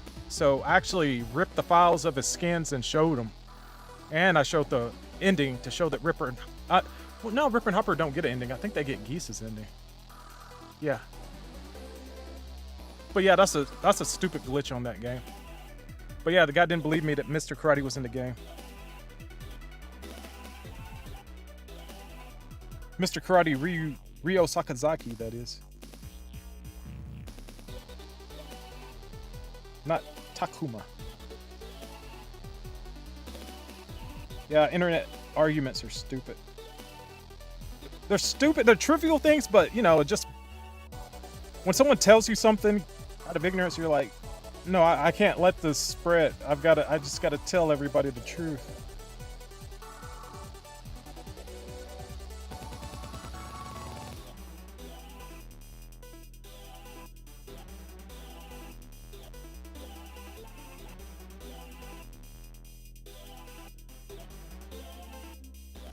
A lot of people thought Axel Hawk was based on Butterbean. That was another thing on the Fighters Generation message board. It was a crazy summer. Fighters Generation only had the message board up for like 2 to 3 months, and I was on there constantly every night because you got star points for posting. And man, I was like a army vet, military sergeant, because I had so many stars from posting. It was crazy. I just lived on that message board, and I got in the most internet arguments on that message board. But yeah, I was like, they were like, yeah, Butterbean is what Axel Hawk's based on. I was like, no, he's based on George Foreman. George Foreman was the champ when the game came out, and Axel Hawk's based on George Foreman. And I had to prove that Axel Hawk was a black guy.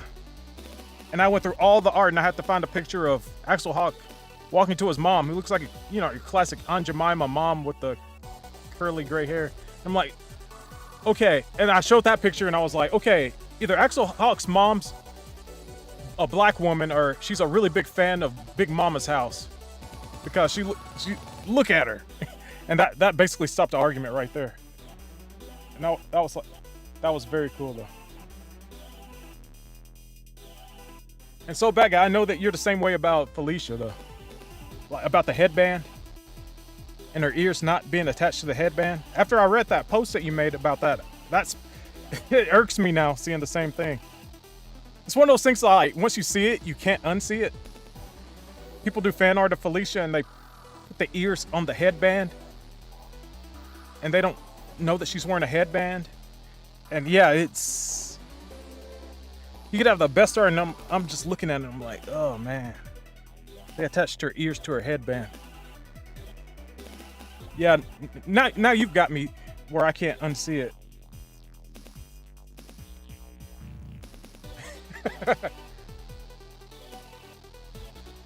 Because I was fine with it. I'd be like, wow, this is really pretty. But now you're like, every time I look at something, I'm searching to see if they got the headband or not, and if it's attached to the ears.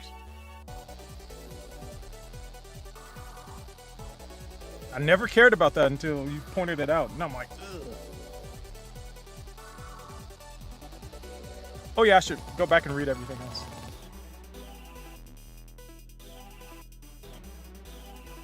Okay, I'm getting it. I'm kind of feeling it. Alpha Proto, that elbow attack animation is neat. Oh, thank you. This is the hard elbow, so I should... I looked at my hard kick versus my low kick and air kick, and I felt like the low kick had more oomph to it than the hard kick, as far as like making the hair sway. So I'm probably gonna have to redraw this hair to give it impact, like make it whoosh back along with everything to really sell the power that's going through.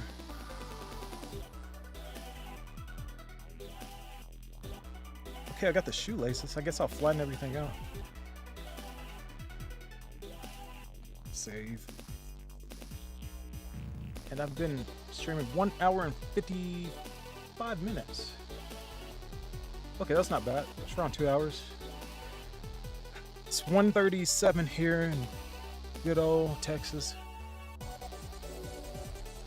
I guess next two things I'm going to do are get this this back arm shaded. And then I'll work on the face.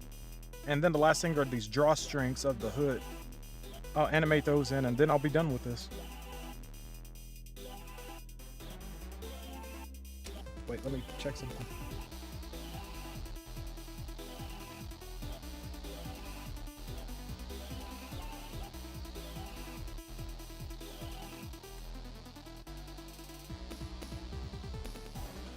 But yeah, I've got messages on Discord that I have to answer to.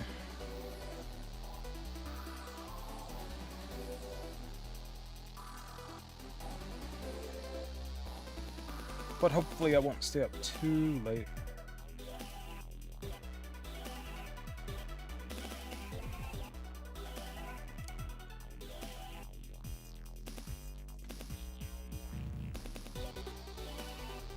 Soul Bad Guy says, I'll be off for now. Nice watching and great reconnecting with you. I'd like to talk to you about the stuff me and my group are doing. I'd like to know about these people you're working with. Oh, which ones? I'm working with Team Z2, and for this game, I'm working with Rare Breed Makes Games. I'm really happy to be working on this game, and that's one of the reasons in this ticker, I put this website at the bottom of the screen right here. See it going by? And I put his Twitter account on there for people can contact him and stay up to date on the game.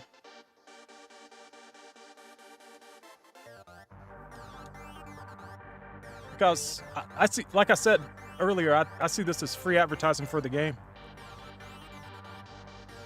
I'm the kind of person who would buy the DVDs back in the day and watch like the making of Lord of the Rings or the making of Blade 2, all the costumes and stuff. I love that stuff. I love watching the behind the scenes stuff more than the actual movie sometimes. Sometimes a movie's so good, watching the movie isn't enough. You need to feel like you're a part of the entire experience.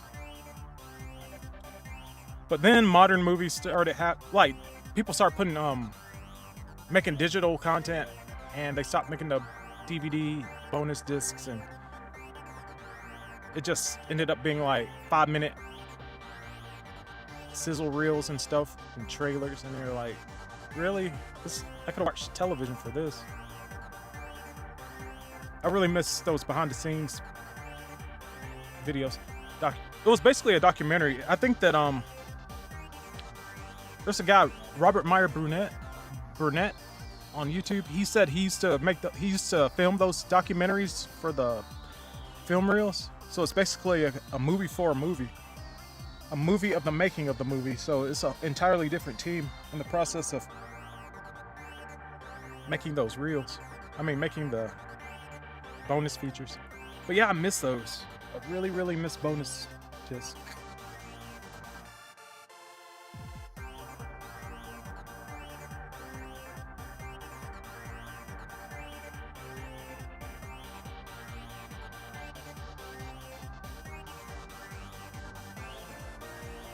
Oh, this back elbow. Back elbow.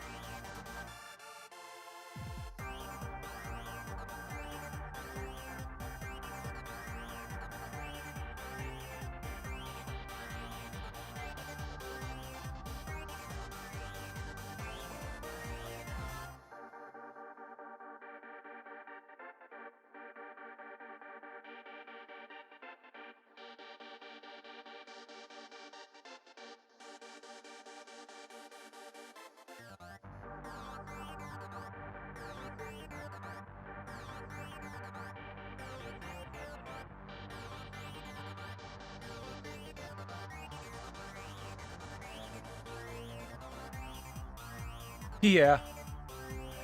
Dr. Forganic says, behind the scenes of a Marvel movie, and it's 10 minutes of a camera recording a green screen. Yeah. I loved it when they would do featurettes on the history of the character. They go to talk about Stan Lee and how he came up with the character.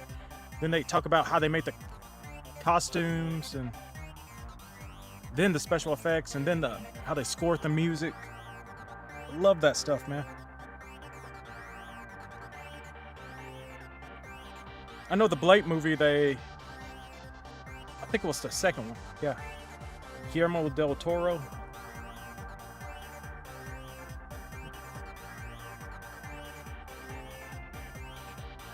He had like, he showed all these dead bodies and stuff in the sets. Well, not dead bodies, they were like mannequin bodies and stuff that he had made.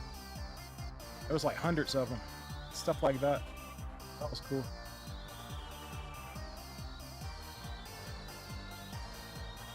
We talked about set design and stuff.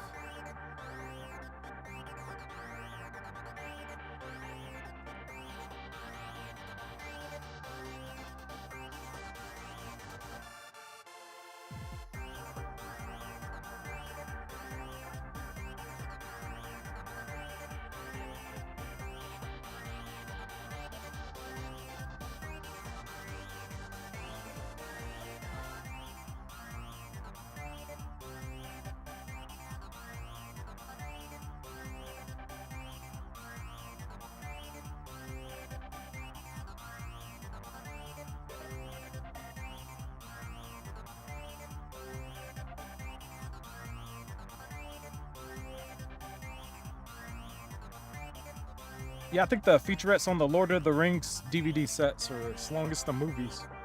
I think they're like 3 hours of behind-the-scene content. I need another line here.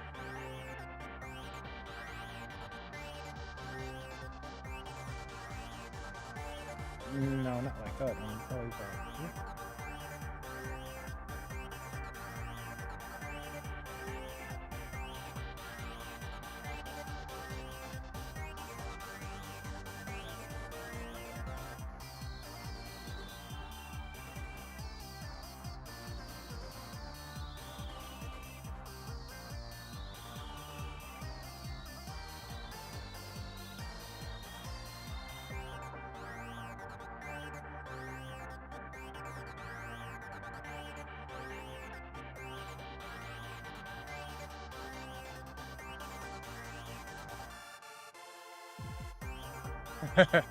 And 5 minutes more of recording a blue one for extra content.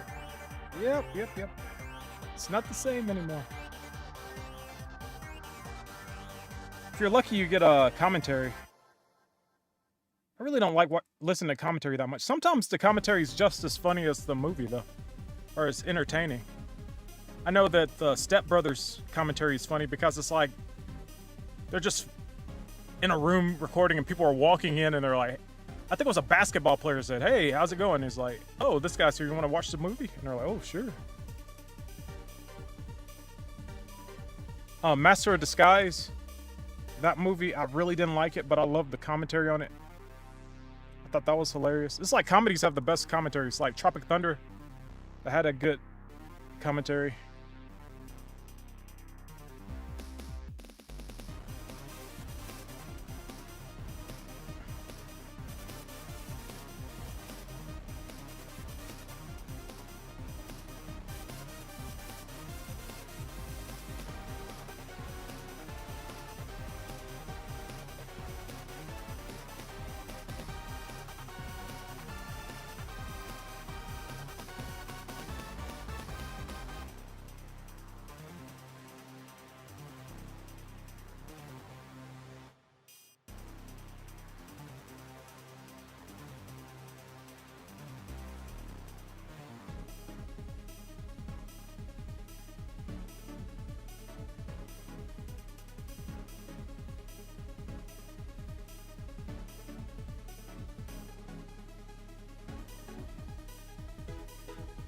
Yo, Jay Matlock's here. Hey, you know it's late, right? Yeah, I know. It's just that I told myself that I would stream every day, even if it apparently goes into the next day.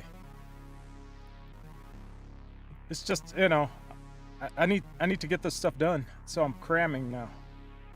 Cram.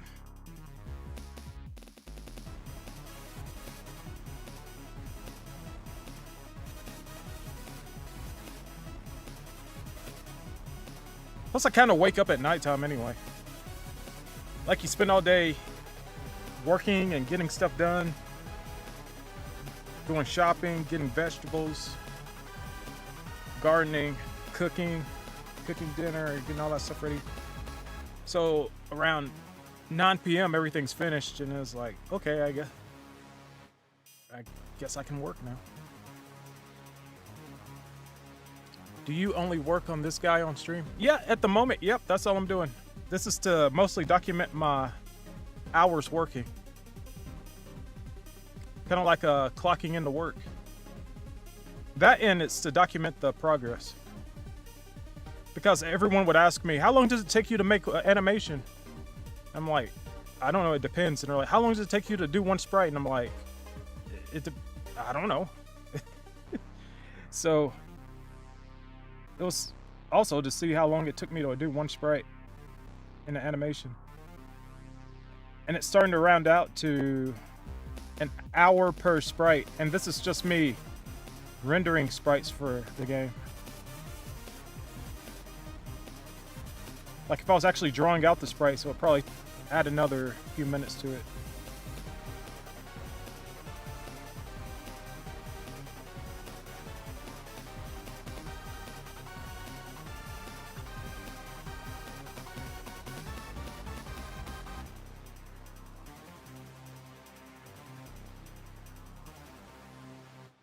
Because as an artist, people say, what's your rate?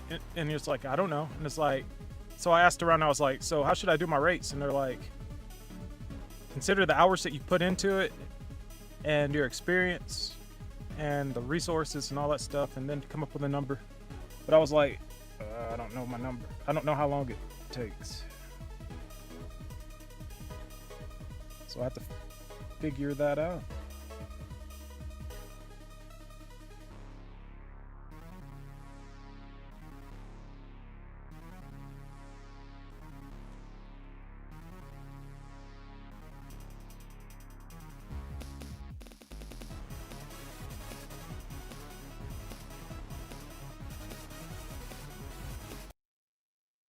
And besides, I didn't have anything else better to do besides sleep, but I can never sleep unless I'm super tired.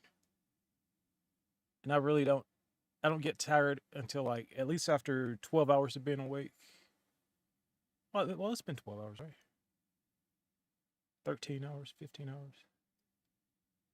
Well, you know, I've been able to stay awake for the longest I've been awake is probably like 2.5 days before. But I remember hearing about a guy dying after streaming for 2 days, and I was like, I got to be careful. I'm like, I guess it's from sitting down for so long. You might have got blood clots or something.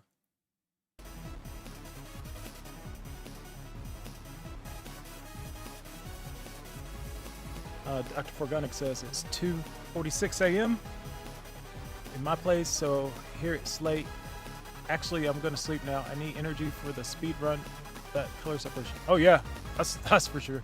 I'm gonna try to do it in 2 days max. I still need to make the new template, update the official palette to work for the new color separation, make new palettes to prove the potential of the bad boy, and etc. Anyway, good luck with the character. Thank you very much. Yeah, it's 1:52 at the moment. I'm going to, yeah, I'm almost done. But it's kind of weird to say I'm almost done because every step takes a little bit more time. I think the face is going to take more time than anything, but I think I'll adjust his hair first. I'll reanimate the hair.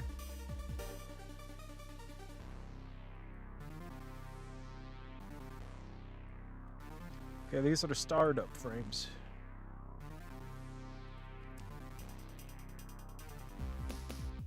I'm gonna make the hair go back.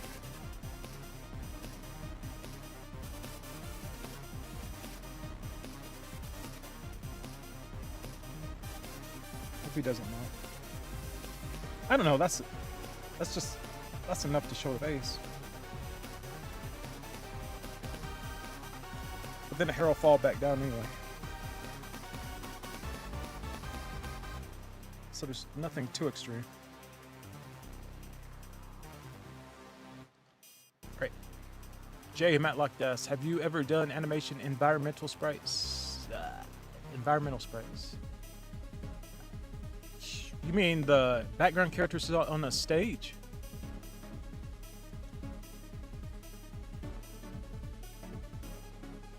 Environmental sprites. Stage sprites? Yeah, I've done some. But well, did I? Those ended up getting used for a bonus stage.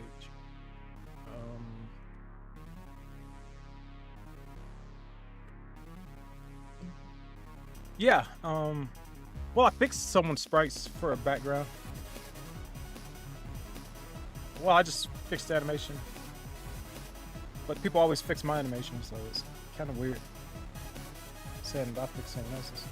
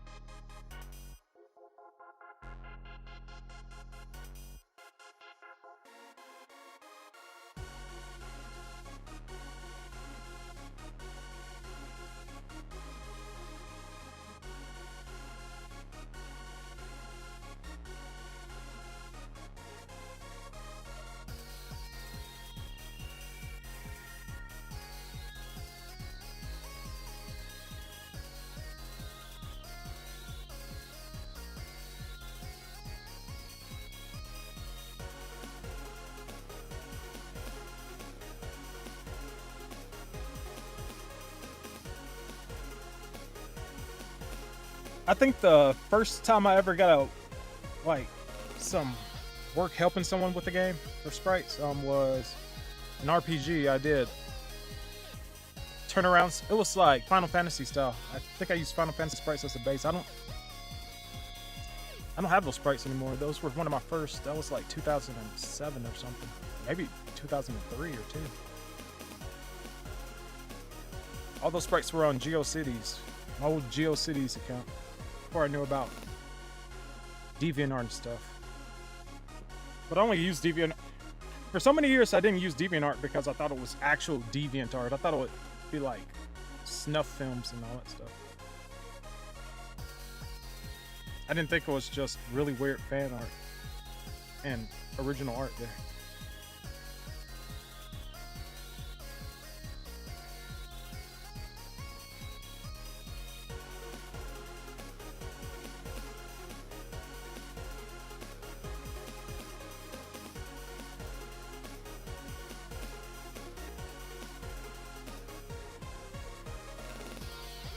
Oh no, don't do that.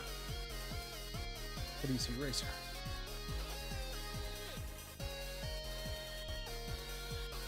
Jay Matlock says, I spent 8 hours yesterday creating flaming barrels, torches, smashed TVs, broken flickering lights, and pushing flesh. Okay, yeah. I made some power-ups for, like I said earlier, I made some sprites for Blazing. No, this is for Final Street. It's a comic based on brawler video games like Streets of Rage and Double Dragon, with a lot of homages and stuff. And for that I made a barrel, a chicken,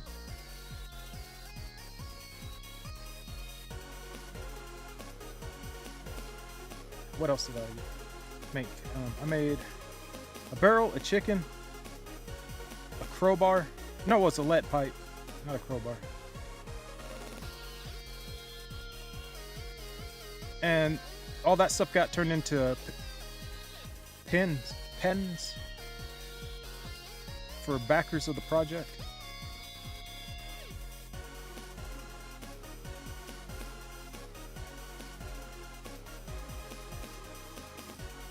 It's not bad, it's pretty good.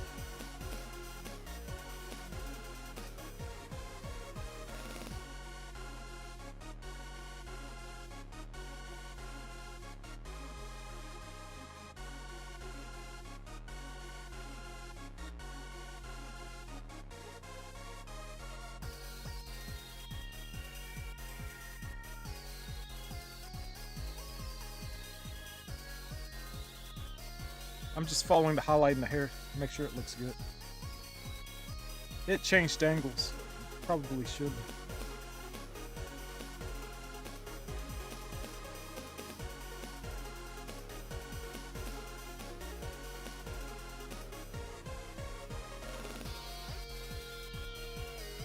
Well, it looks alright because it turns.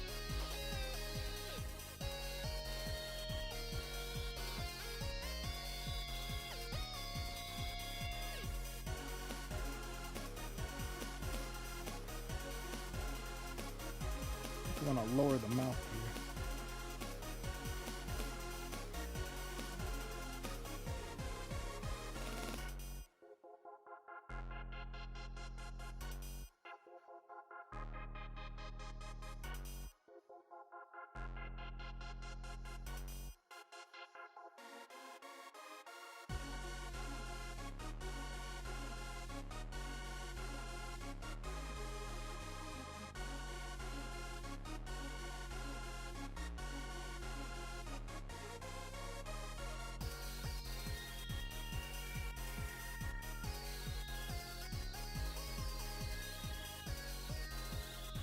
Jay Matlock says, I may have asked this some time ago, but what program is this? This is Sprite.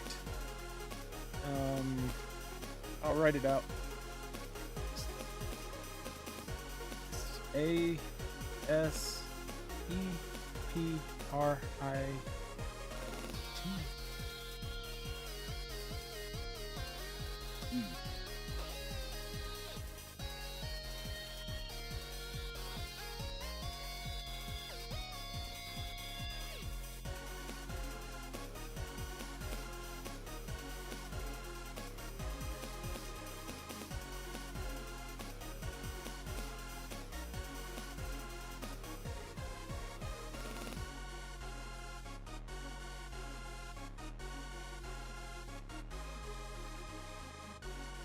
I used to use graphics scale, but I think I updated my Java and it didn't accept it. It just crashed or something. So now I can't use it anymore. So all my graphics scale files will not open. I cannot use them. It's a drag. That's why I have to make sure I save stuff as JPEGs. I mean GIFs, not JPEGs. What? Animated GIFs. GIF. The creator of it said it's GIF, so I guess I gotta go with that, even though it's spelled GIF.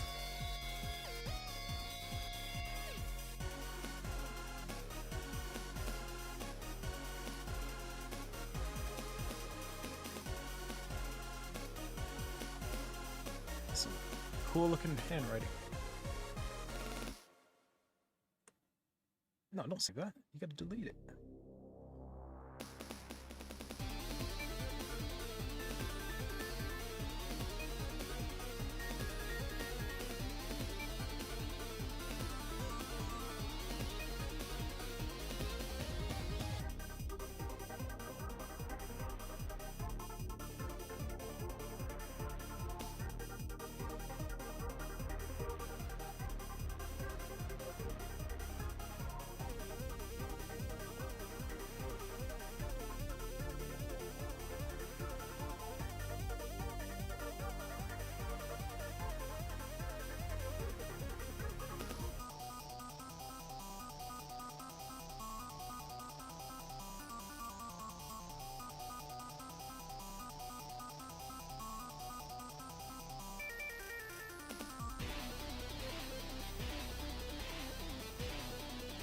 I don't know what that is.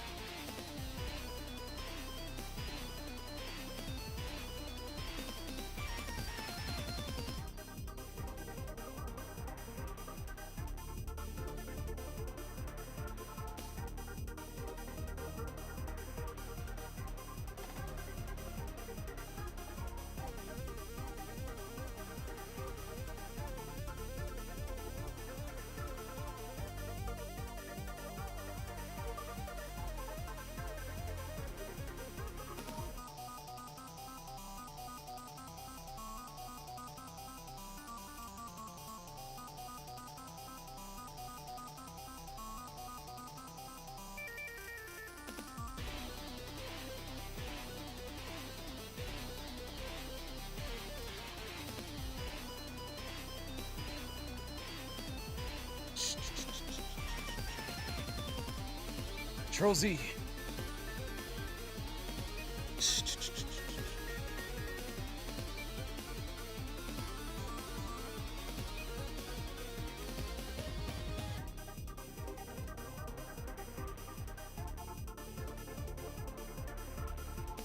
Oh, come on.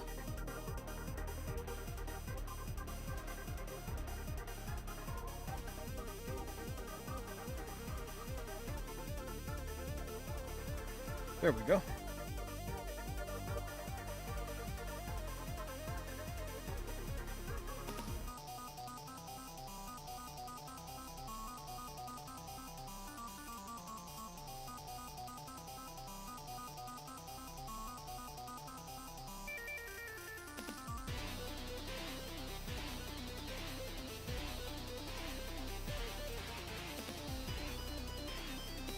Wrong color.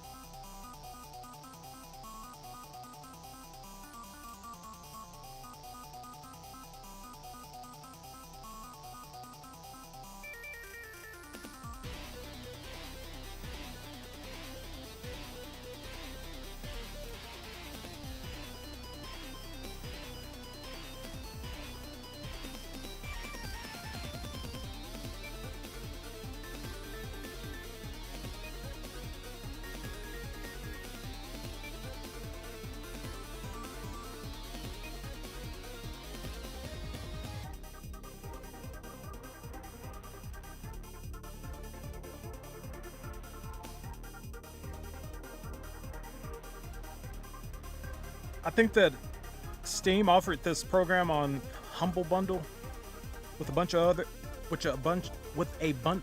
other game making programs. My brother may have gotten it. No, wait, they offered Spriter. That's what they had. Spriter. That's the program. But this is available on Steam as well.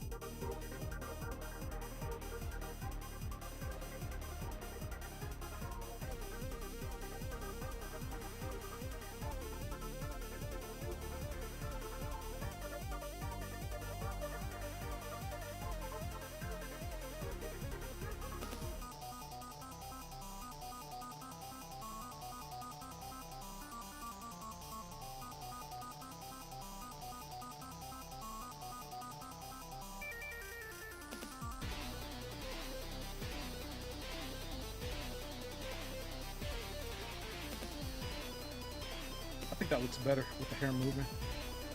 At least a little bit.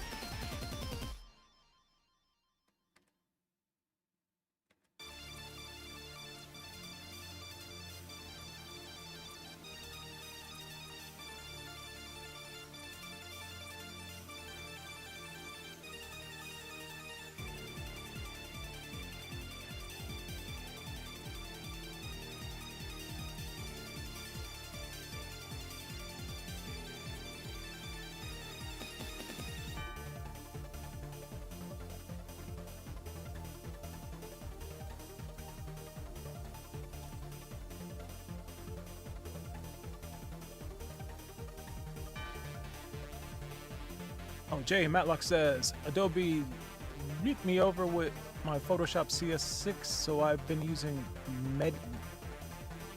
Medibang Paint Pro for everything now. I'll check out this Sprite sometime today. Yeah, it was a learning curve for me to learn Sprite, but well, I'm still learning it, but it's working pretty good so far.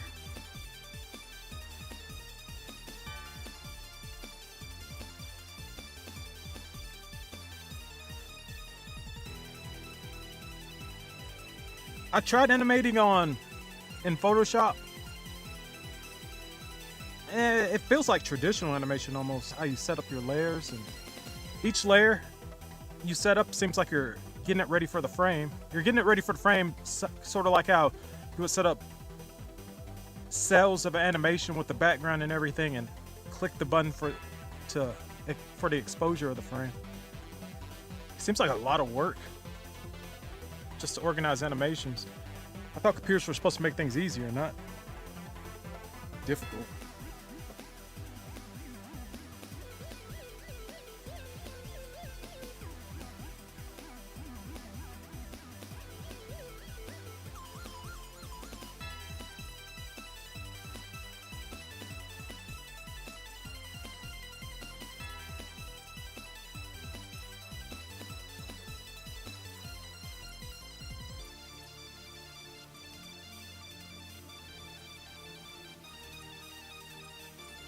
But yeah, that's cool that you're doing sprite animation. I figured you would be doing 3D animation. That's what we went to school to learn. Even though I don't think we ever actually did any animation. We just did modeling. I was really looking forward to that second semester. Because the weird thing is, I'd taken animation classes at that college which we attended. And yeah, I was basically learning from the book with some assistance from the teacher time to time. So when that dude was there and he was teaching game animation and game development class, I was like, woo, this is cool. This is what I've been waiting for. Don't have to drive all the way to Dallas to some art institute or something like that. Got it right here. And then he quit or couldn't come to work because I think he lived in El Paso or something. And his wife was like 20 years older than him or something like that. And he was a waiter too. But yeah, he was the best like CG animation, well, CG modeling teacher I've ever had. That was just one semester. I can only imagine what I would have learned if he would have stuck around. I would have been so stinking good at this stuff. So far, I've not been able to rig any characters, ever. I've never actually... The only time I've rigged a character is when I put them into Mixamo to rig and drop animation up for me. Other than that, I've never rigged a character model before. But I appreciate that he taught me how to model traditionally with polygons and vertices and stuff like that. And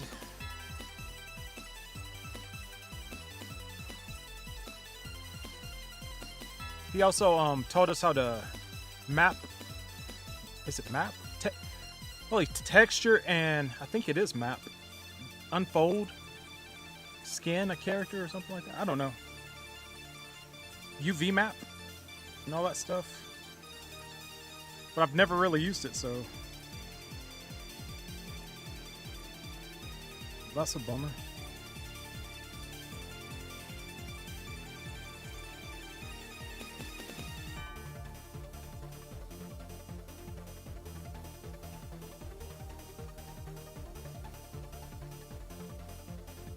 I was never able to afford Maya, which we were learning on.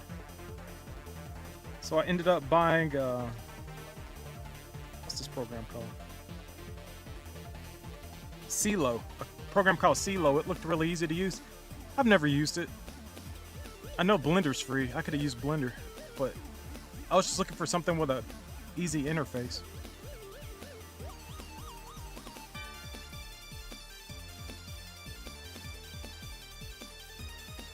And I know that the show RBWY that Rooster Teeth makes is animated with Poser. So I ended up buying Poser, I think it's 11.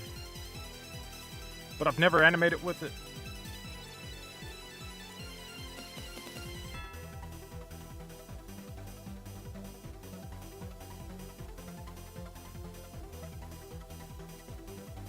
Hopefully one of these days I'll be able to animate 3D stuff.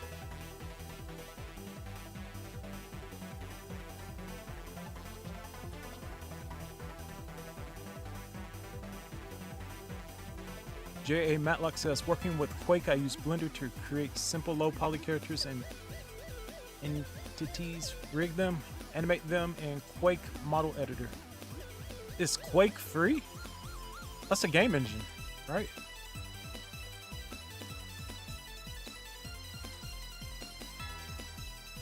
Kind of like Unreal Engine.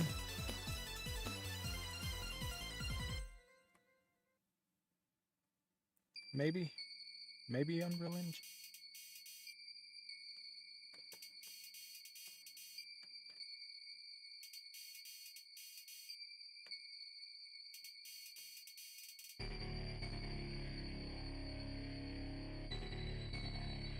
I like these remixes, they're very cool.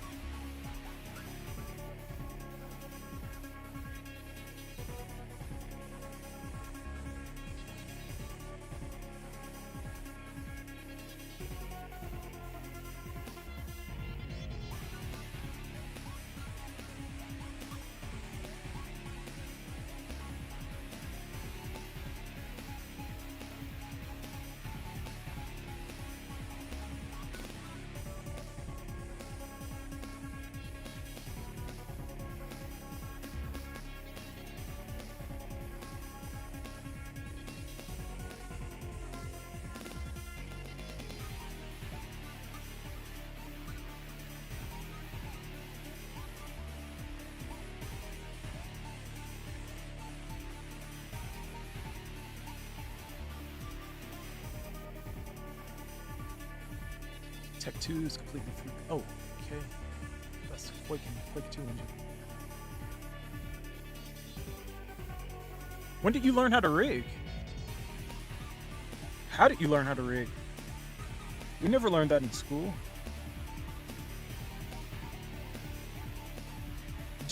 Did you know that before? You just taught yourself?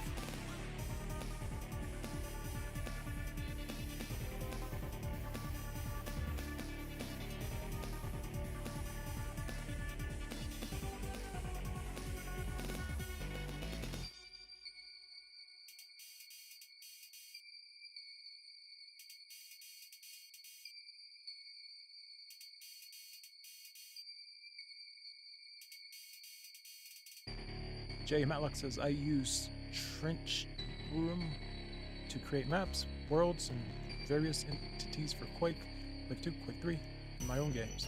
Aha!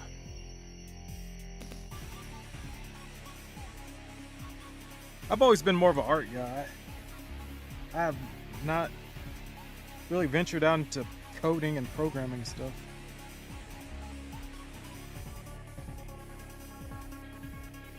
Making a palette gave me problems. Color palette.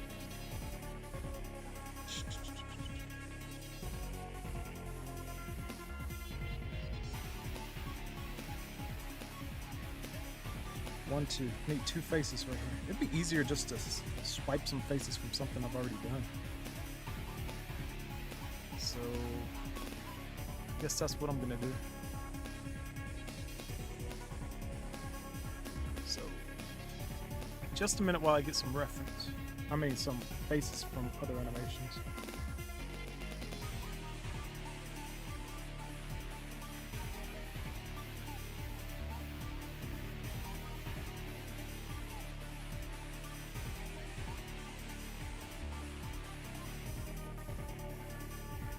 Nope.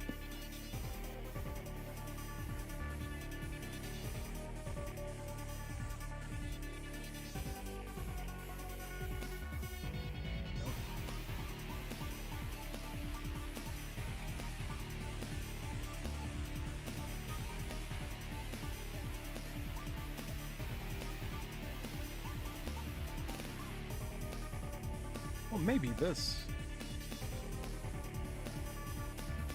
Let me check out one more.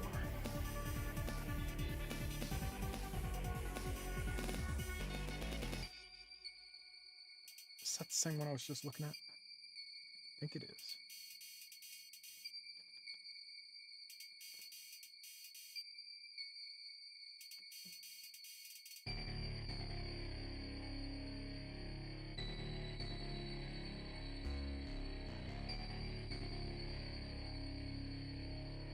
Well, that's not gonna work.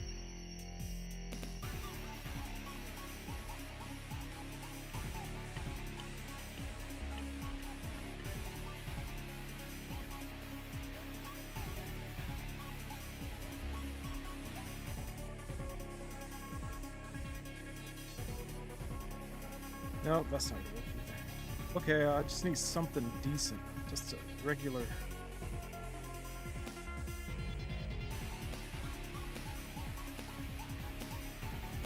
Self-taught YouTube and Doomquake communities. Yeah. I know a lot of people learn stuff through the communities, asking questions and stuff. Tutorials people post. I guess I'm just not that intuitive when it comes to learning.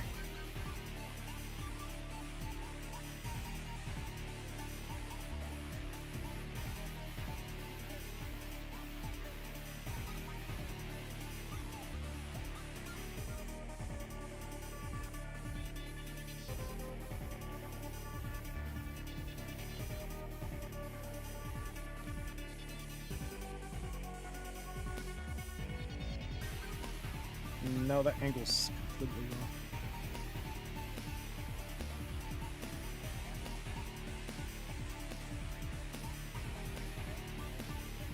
It's pretty close. It's just a normal face.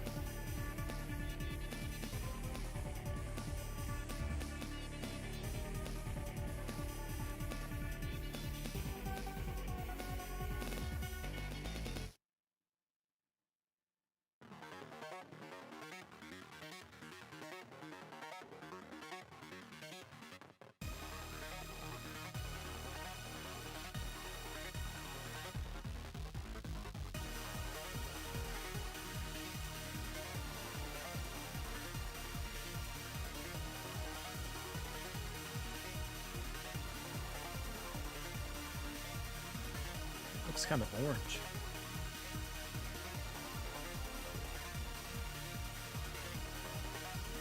Oh, this is the orange from another color palette. It should be about color palette.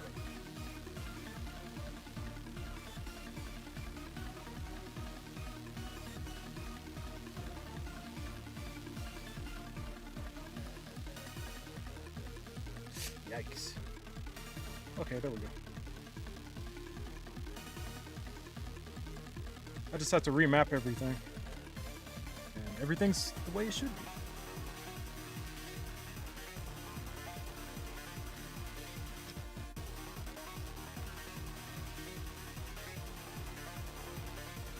This music's pretty cool.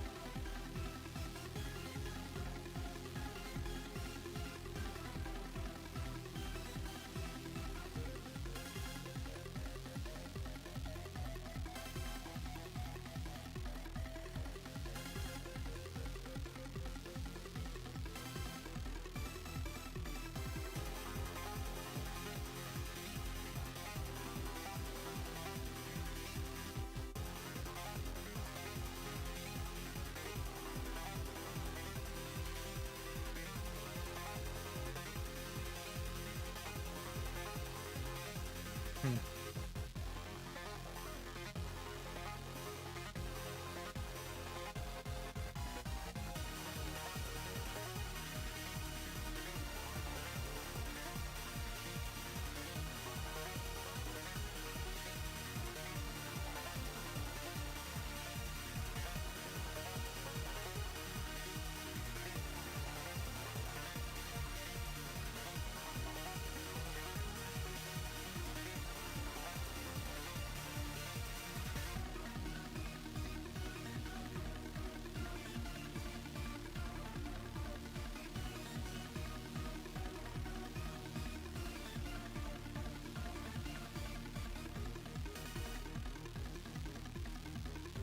Ah, thank you very much.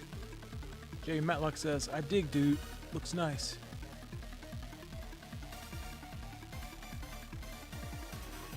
Just trying to make sure I keep it looking good.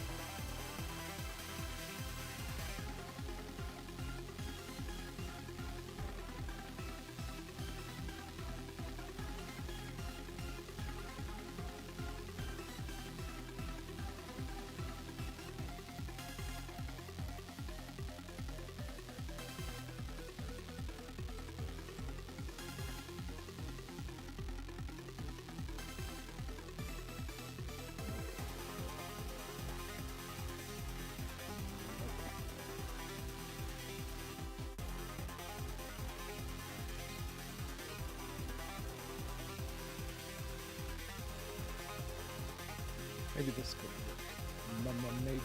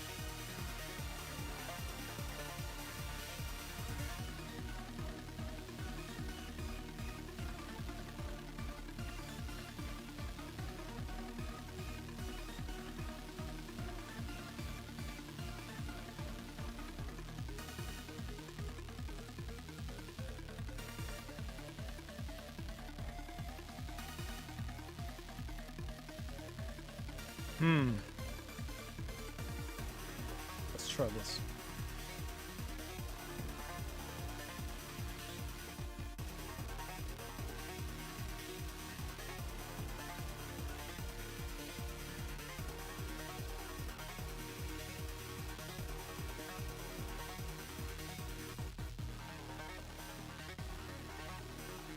No, it's not.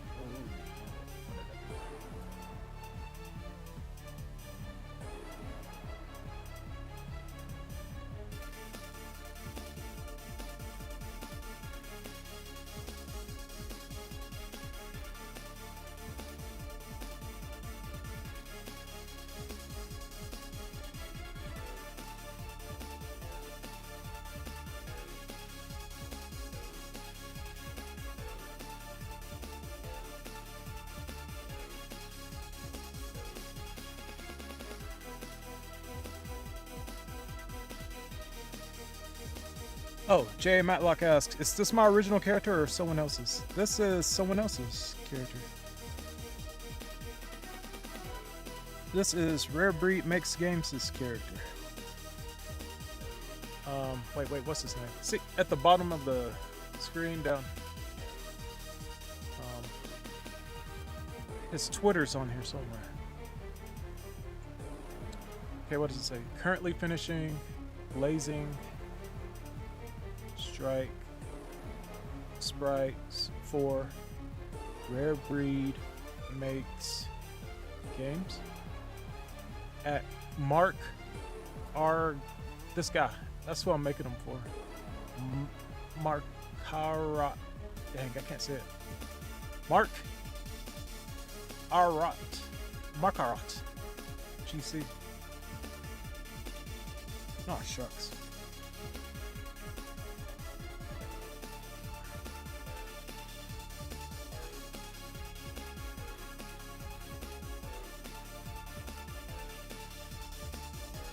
I need something that's more of a front-facing view.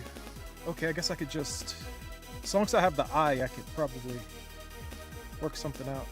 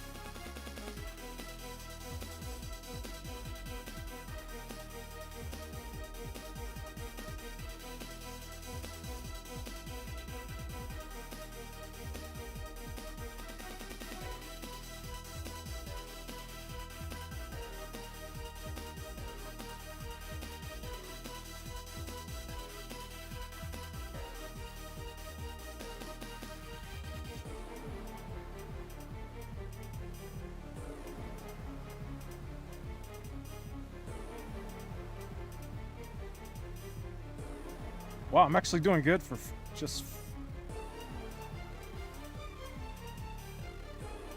using reference and doing the best I can.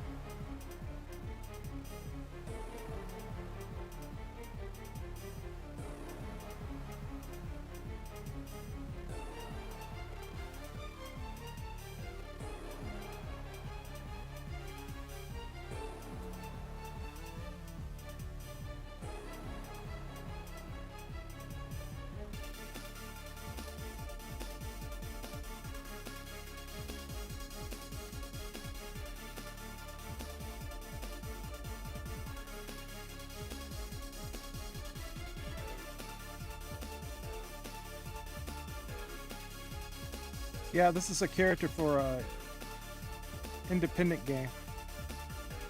It's not my character. I'm just helping work on it. But if I was gonna make a game, it would be very similar to this. That's why I wanted to work on it, because I was like, man, this is very similar to the designs I had planned out for my game. So instead of making my own original game and having it look like a ripoff, I'm like, it'd be cool if this guy would let me work on this game. So I tweeted him and I asked if I could work on the game. Say, asked to look at some of my work and he liked it, so here I am.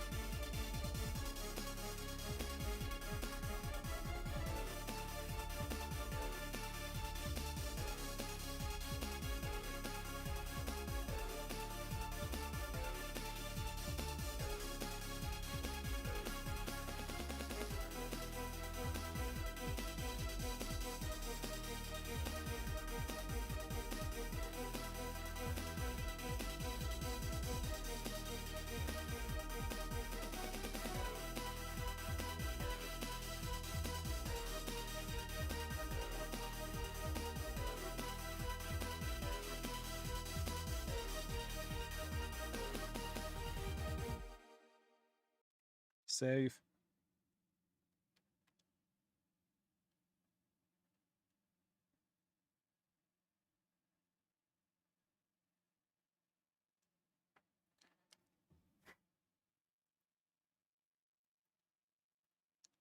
All right, on to the next. I'm on, man, that's just track 28 of 31.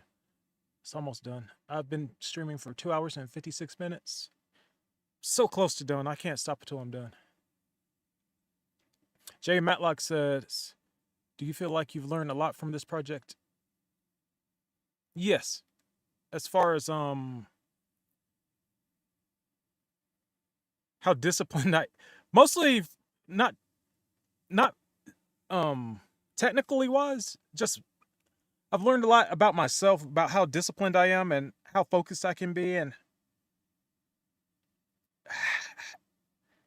how I maintain my schedules and all that stuff, which is very badly, and I'm trying to fix it. That's the thing. I'm just how I maintain myself with contracts and stuff like that.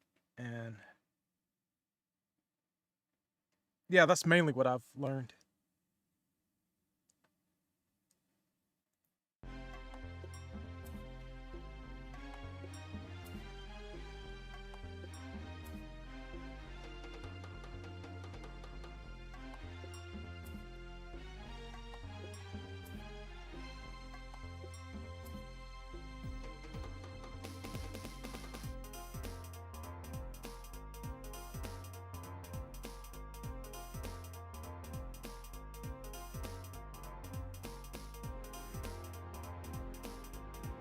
I think that looks pretty good.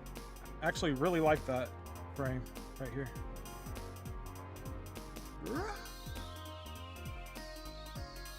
So I've got to put a face here. Yeah, just one more face.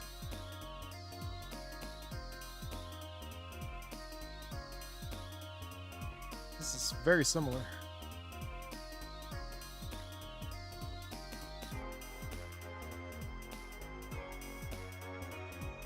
Yep, we have a winner.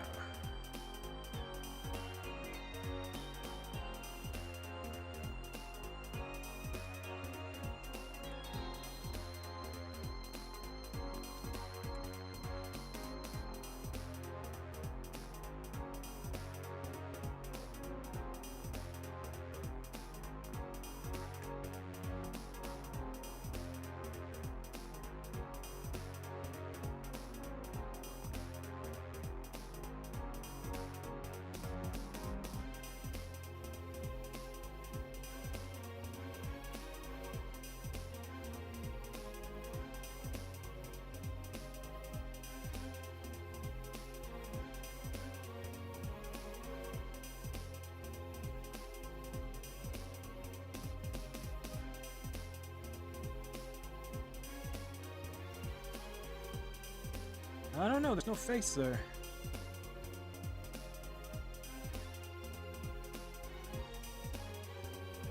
There's a face here.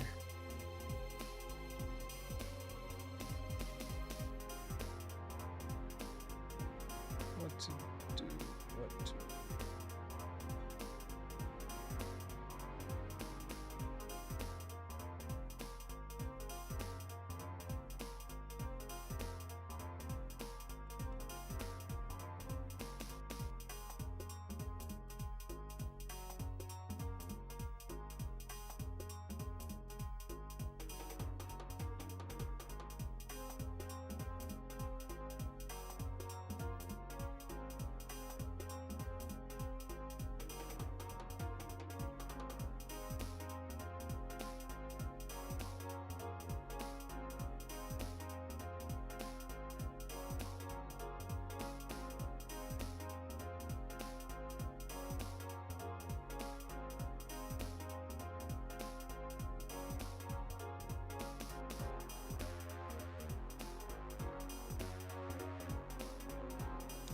I've got to zoom out, see how this looks.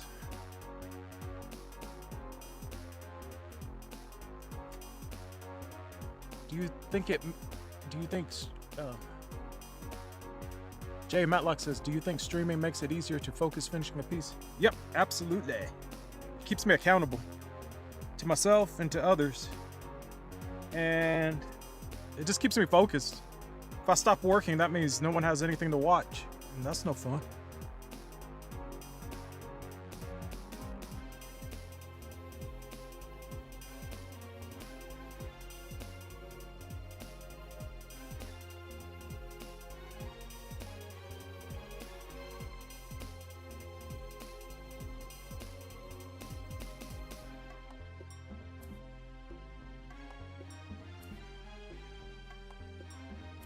But yeah, even if no one shows up to a stream, I'll have this to look back on and see see how I was able to work on something. By that I mean, see what I did to make it.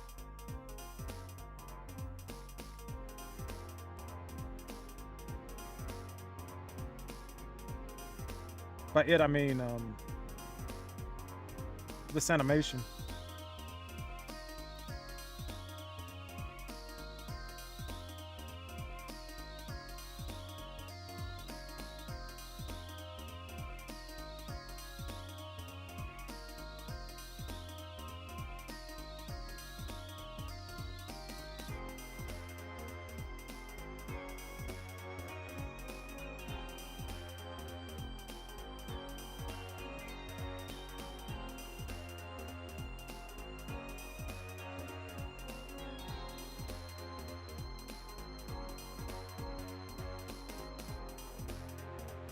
But yeah, even with the chat and stuff and answering questions, I think I worked better.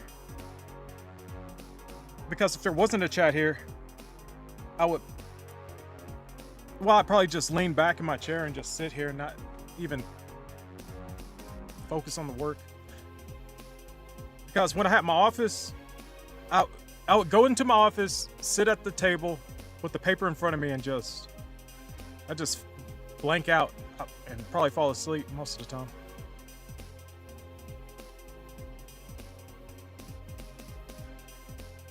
But it's kind of like, you know, if other people are around, you're not going to fall asleep around other people. It's like, come on.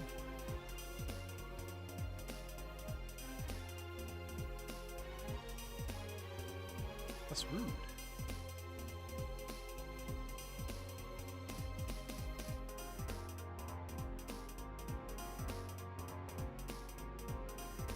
Yeah, it does. What? I was thinking that seeing this and then having his head, like, move away, it does make it look more like his head's turning. And that's why it goes away, and then he turns back and faces the camera a little bit more. That's why his face comes back. I could probably have his jaw open more, though, here. It looks good, but I think it could look a little better. Wait. No, that's the original jawline from the sketch, I think. So I shouldn't mess with it. Yeah, that's from the original sketch. I'm trying to keep as much of the original intention of the art there without altering it too much.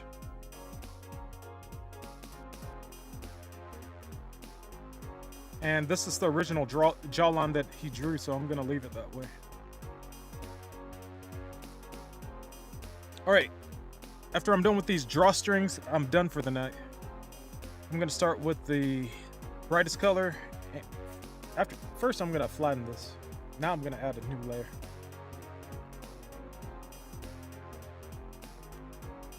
But yeah, even if no one showed up to my streams, I would still do it. I would still make these streams.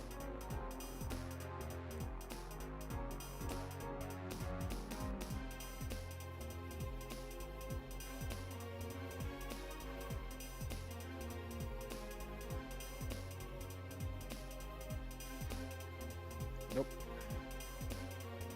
What I'm doing right now is I'm looking at the shape of where this drawstring is. The drawstrings are now. And I'm trying to make them move, keep this a similar shape. The drawstring starts at the top of the zipper and they stop about here. So I'll start at the top of the zipper and turn, and yeah, that's pretty good.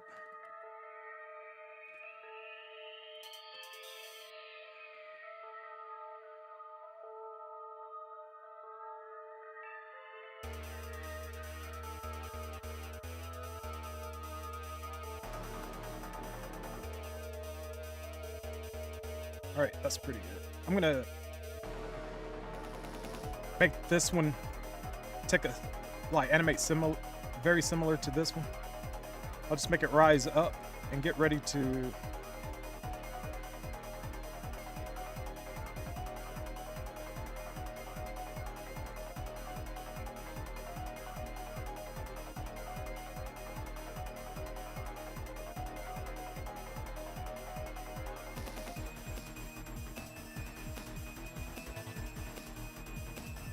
these are called anticipation frames. Anticipation frames, and this is keyframe. And these are follow through. All right, let's just see how the animation of it looks before I start it, and before I move on.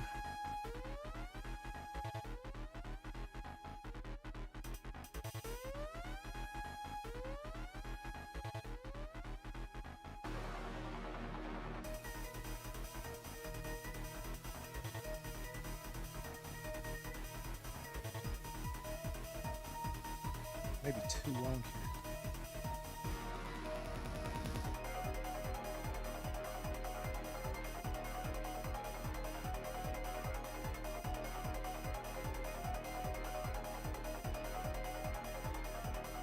Definitely too long.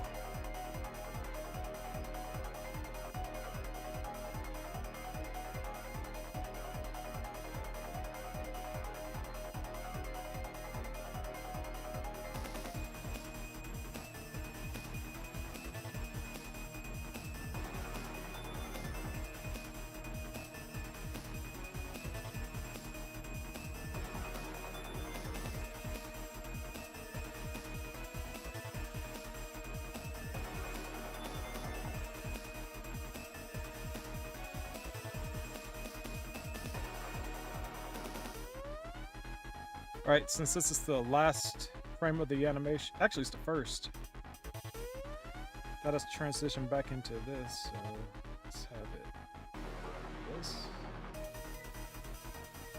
Nope. What's the shape of this one? This one's an S. Remember that? It's S shape, so this one's gotta go like that too. This one's a Z shape, I guess.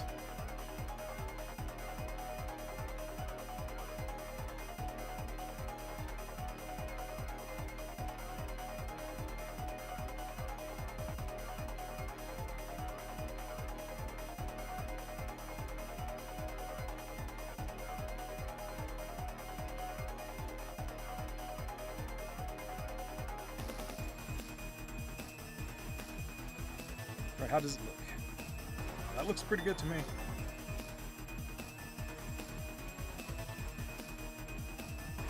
Made them raise up with the arm.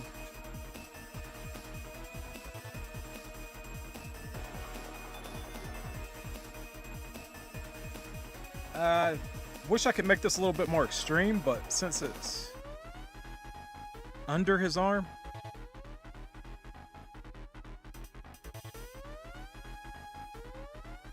maybe it could flare out a little more.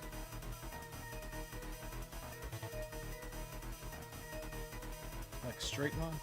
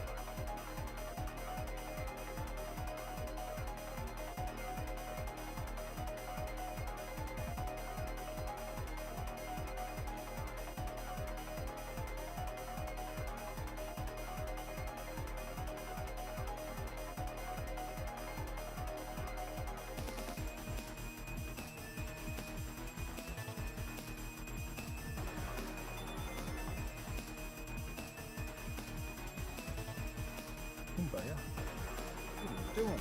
Control Z. I was control shifting a lot.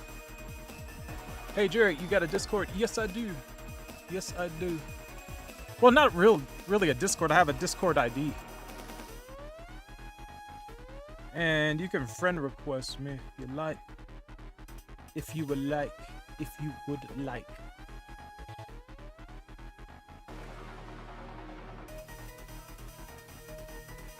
That's my ID. So if you want to add me on Discord, there you go.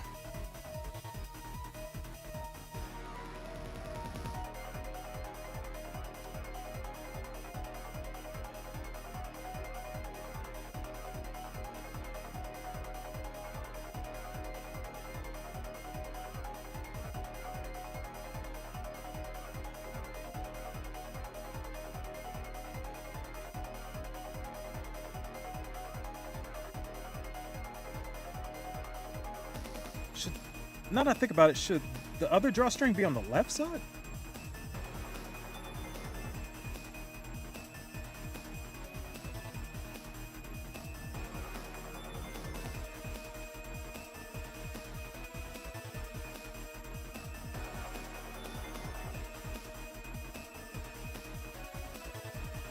Maybe. I'm not sure. I mean that this one would have to come from this side.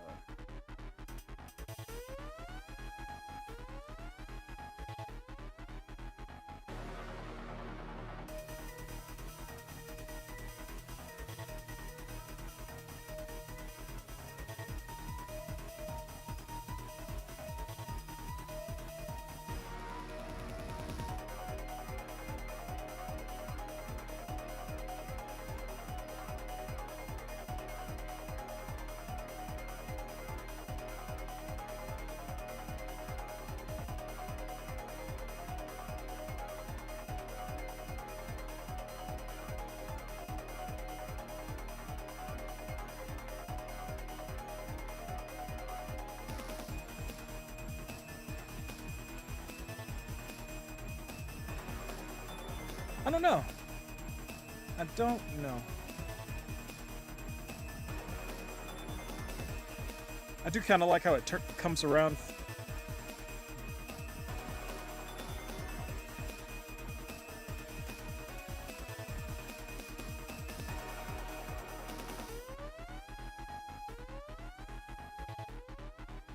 I mean, if he's turning enough to turn his head and his shoulders, I guess it would go under his arm.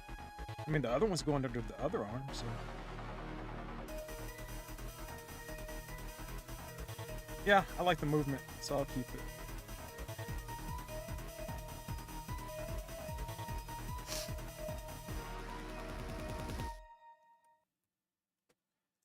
All right. What song is this on the playlist? Song 30 of 31. It looks like I'm wrapping things up now. It's almost 3 o'clock. Eyes are watering. This is good. This is effort. This is work. It's better than trying to go to sleep and laying in bed, not being able to catch any Z's. These darn sheep. I can't count them.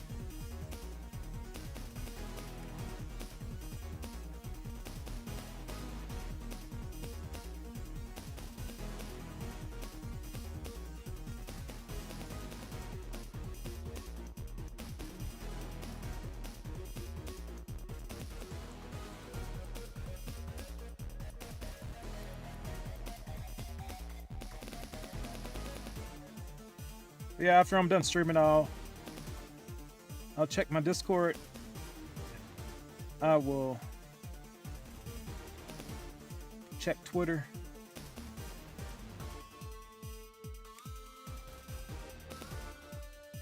And then I'll go to sleep. Say my prayers, go to sleep.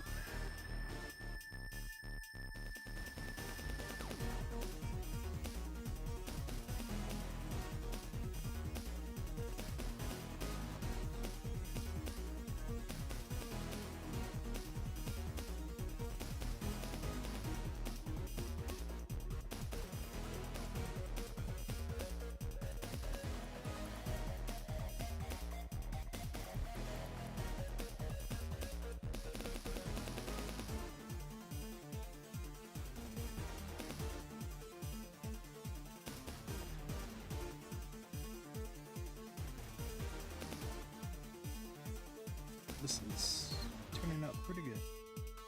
I kind of don't like that it's overlapping with the arm, but it's just for one frame, so I guess it won't matter in the long run.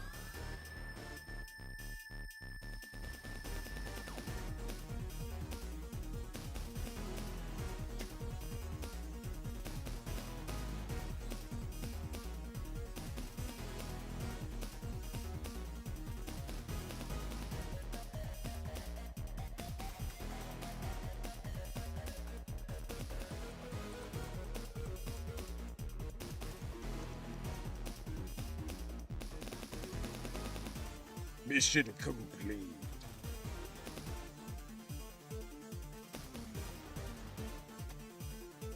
All right, Jay Matlock says, if you create a Discord server for your subscribers, it could be a great way to get to know everyone better and build a stronger community. Just a thought. I really don't have a community though. I have some people who show up to my stream and chat with me, but I show up to some of their streams and chat with them, you know? That's basically the rapport I have.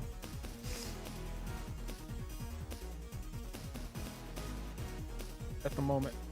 But this is, I try not to keep this about me. The best thing for them to do would be at this moment, for the best thing for them to do would be to go to the Blazing Strike Discord and sign up to that. Because, you know, I don't have anything to advertise at the moment.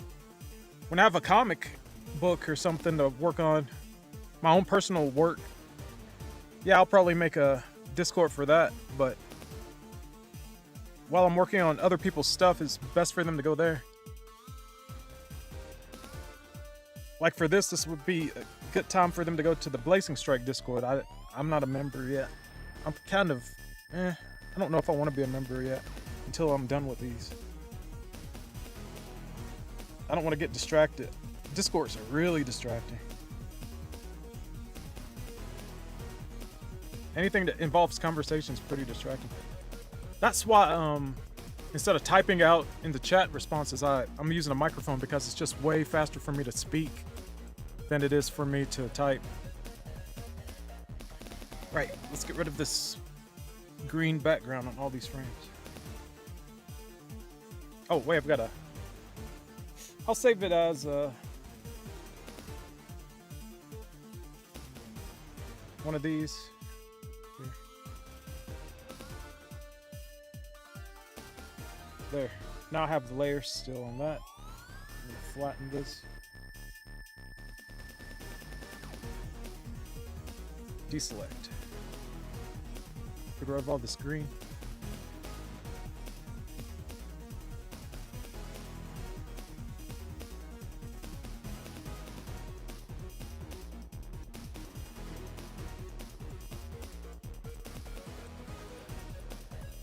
All right, here we go. I just finished 341 frames. Save.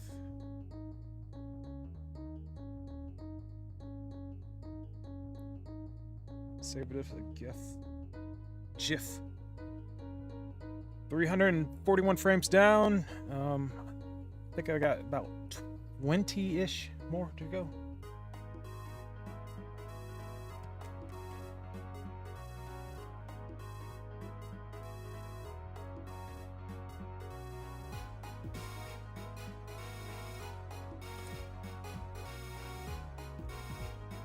And okay, it's Thursday. Hopefully I'll be able to sleep. It's raining, so I probably won't go anywhere to shop or get anything.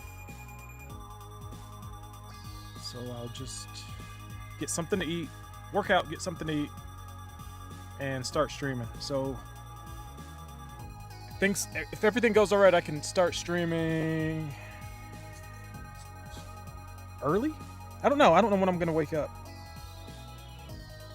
Let's say 4, maybe 4 o'clock, 4 p.m. Central Time. Yeah, I'm going to get this and I'm going to save this and get it over to Rare Breed Makes Games. And if he needs me to make any corrections, I'll do that. But right now, this is done. Okay. So I did 8 frames of animation, finished up 8 frames, and it took me 3 hours and... No, wait, this is the second half. This half took me 3 hours and 22 minutes. No breaks. That was pretty cool. Besides speaking.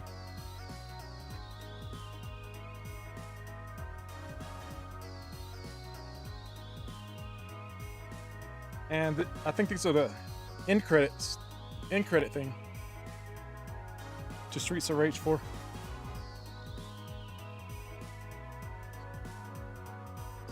Let's enlarge this some more, where everyone can really enjoy the animation.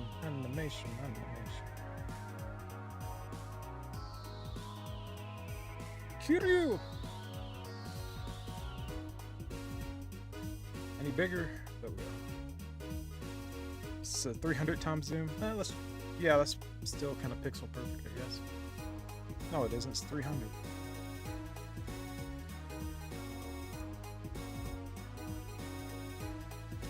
But yeah. Well, I guess I'll go through the... Love you, man. Don't overwork yourself. You're doing great stuff. Thank you very much. Same here. Really appreciate you dropping by. It's good to hear that you're doing so good with your games and stuff. It seems as though you've really leveled up since we last encountered each other with the 3D modeling and everything. I don't know how good you were before, but from the sound of things, you're really doing good. But I think that was like 10 years ago? 8 years ago? 10 years ago? But yeah, I'm still where we were when we left off as far as like character modeling.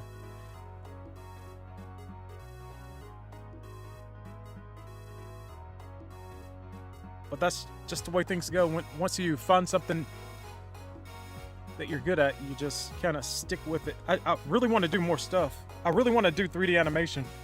I'm a fan of 2D, but 3D is just so versatile. It's faster, technically.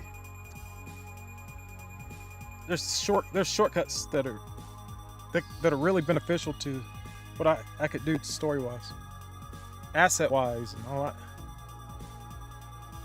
All right, I'm gonna say goodbye to everybody who showed up and left a comment in the chat.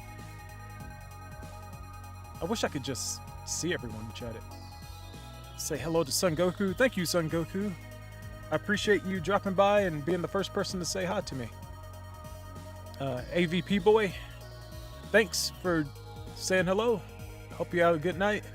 It's Trap Productions. Thank you for all your support, and I hope you're doing well, doing better. And I'll see you later. So Bad Guy Z-AC. Thanks for all the advice and input. It's really appreciated. I'll see you around on Discord. Who else? Mighty Fefnir, another good supporter of mine. I thank you for stopping by, even though it's just to say hello and goodbye. I really appreciate the sentiment. Matt Smith, thank you for appreciating my work and effort. You said it's inspirational. You said I'm very inspirational as an artist. I'm happy I can inspire some people. I never really thought about it, but yeah, if I could be inspirational. Honestly, other people inspire me, and I work hard to live up to not only my own expectations of myself, but what I would like to aspire to be. I guess that's the way to say it.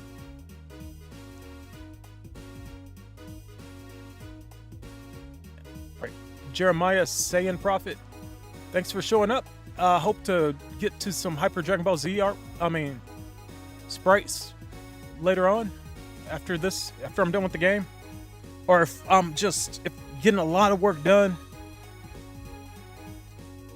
I can start working on Hyper Dragon Ball Z again. But right now I'm trying to focus on Blazing Strike. It's not only profitable for me monetarily, but reputationally, and it's something I've always wanted to do. It's something I aspired to do all my life. This is the job I asked for when I was a kid during career day or whatever.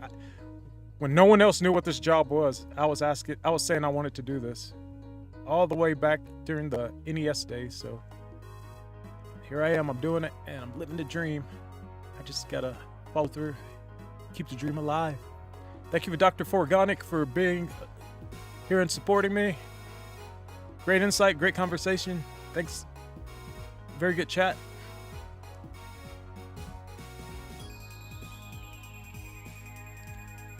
Got to talk about Yu-Gi-Oh! My little experience I do have with Yu-Gi-Oh! I do remember turning on 4Kids and seeing some guys in suits pointing at a guy and threatening him, and they jumped out on a window. I think that was Seto Kaiba he was threatening. And I was like, yep, that's censorship. For sure they had guns pointed at this dude. J.A. Matlock, thank you. Known you for years. I guess well, I wouldn't say you're a rival, but you know, as far as like 3D animation, you've set a benchmark that I could aspire to get to. I really think, like, okay, that's the thing about 3D animation. Like, you look at something like RWBY, that's all animated on Poser, and it looks 2D, but it's 3D. I love 2D animation, but if I could get the same results with 3D models, I think that would save me time. Because then I could just focus on animation, not how good the drawing is and having to color and shade. So yeah, hopefully I can start doing 3D animations with my own 3D models. Maybe with some help with Mixamo and other stuff. Some archived walk animation. some archive animation and some original animation, and just I've always aspired to kind of be a one-man studio, kind of, but that's impossible. But the more I can do as one person, the better results I can get. You know, just kind of not to be a control freak, but you know, just have my visions come true. Which is hard to say because the things I draw and the things I make never turn out the way I imagine them. They always look better in my mind.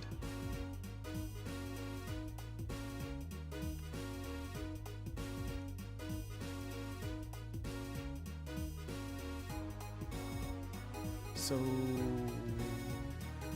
yeah. Anyway, that's all I've got for tonight. I will stream tomorrow for sure. I didn't think I was going to stream tonight. When it hit 11:30, I was like, yeah, I'm definitely not streaming. And I was like, yeah, I'm definitely streaming.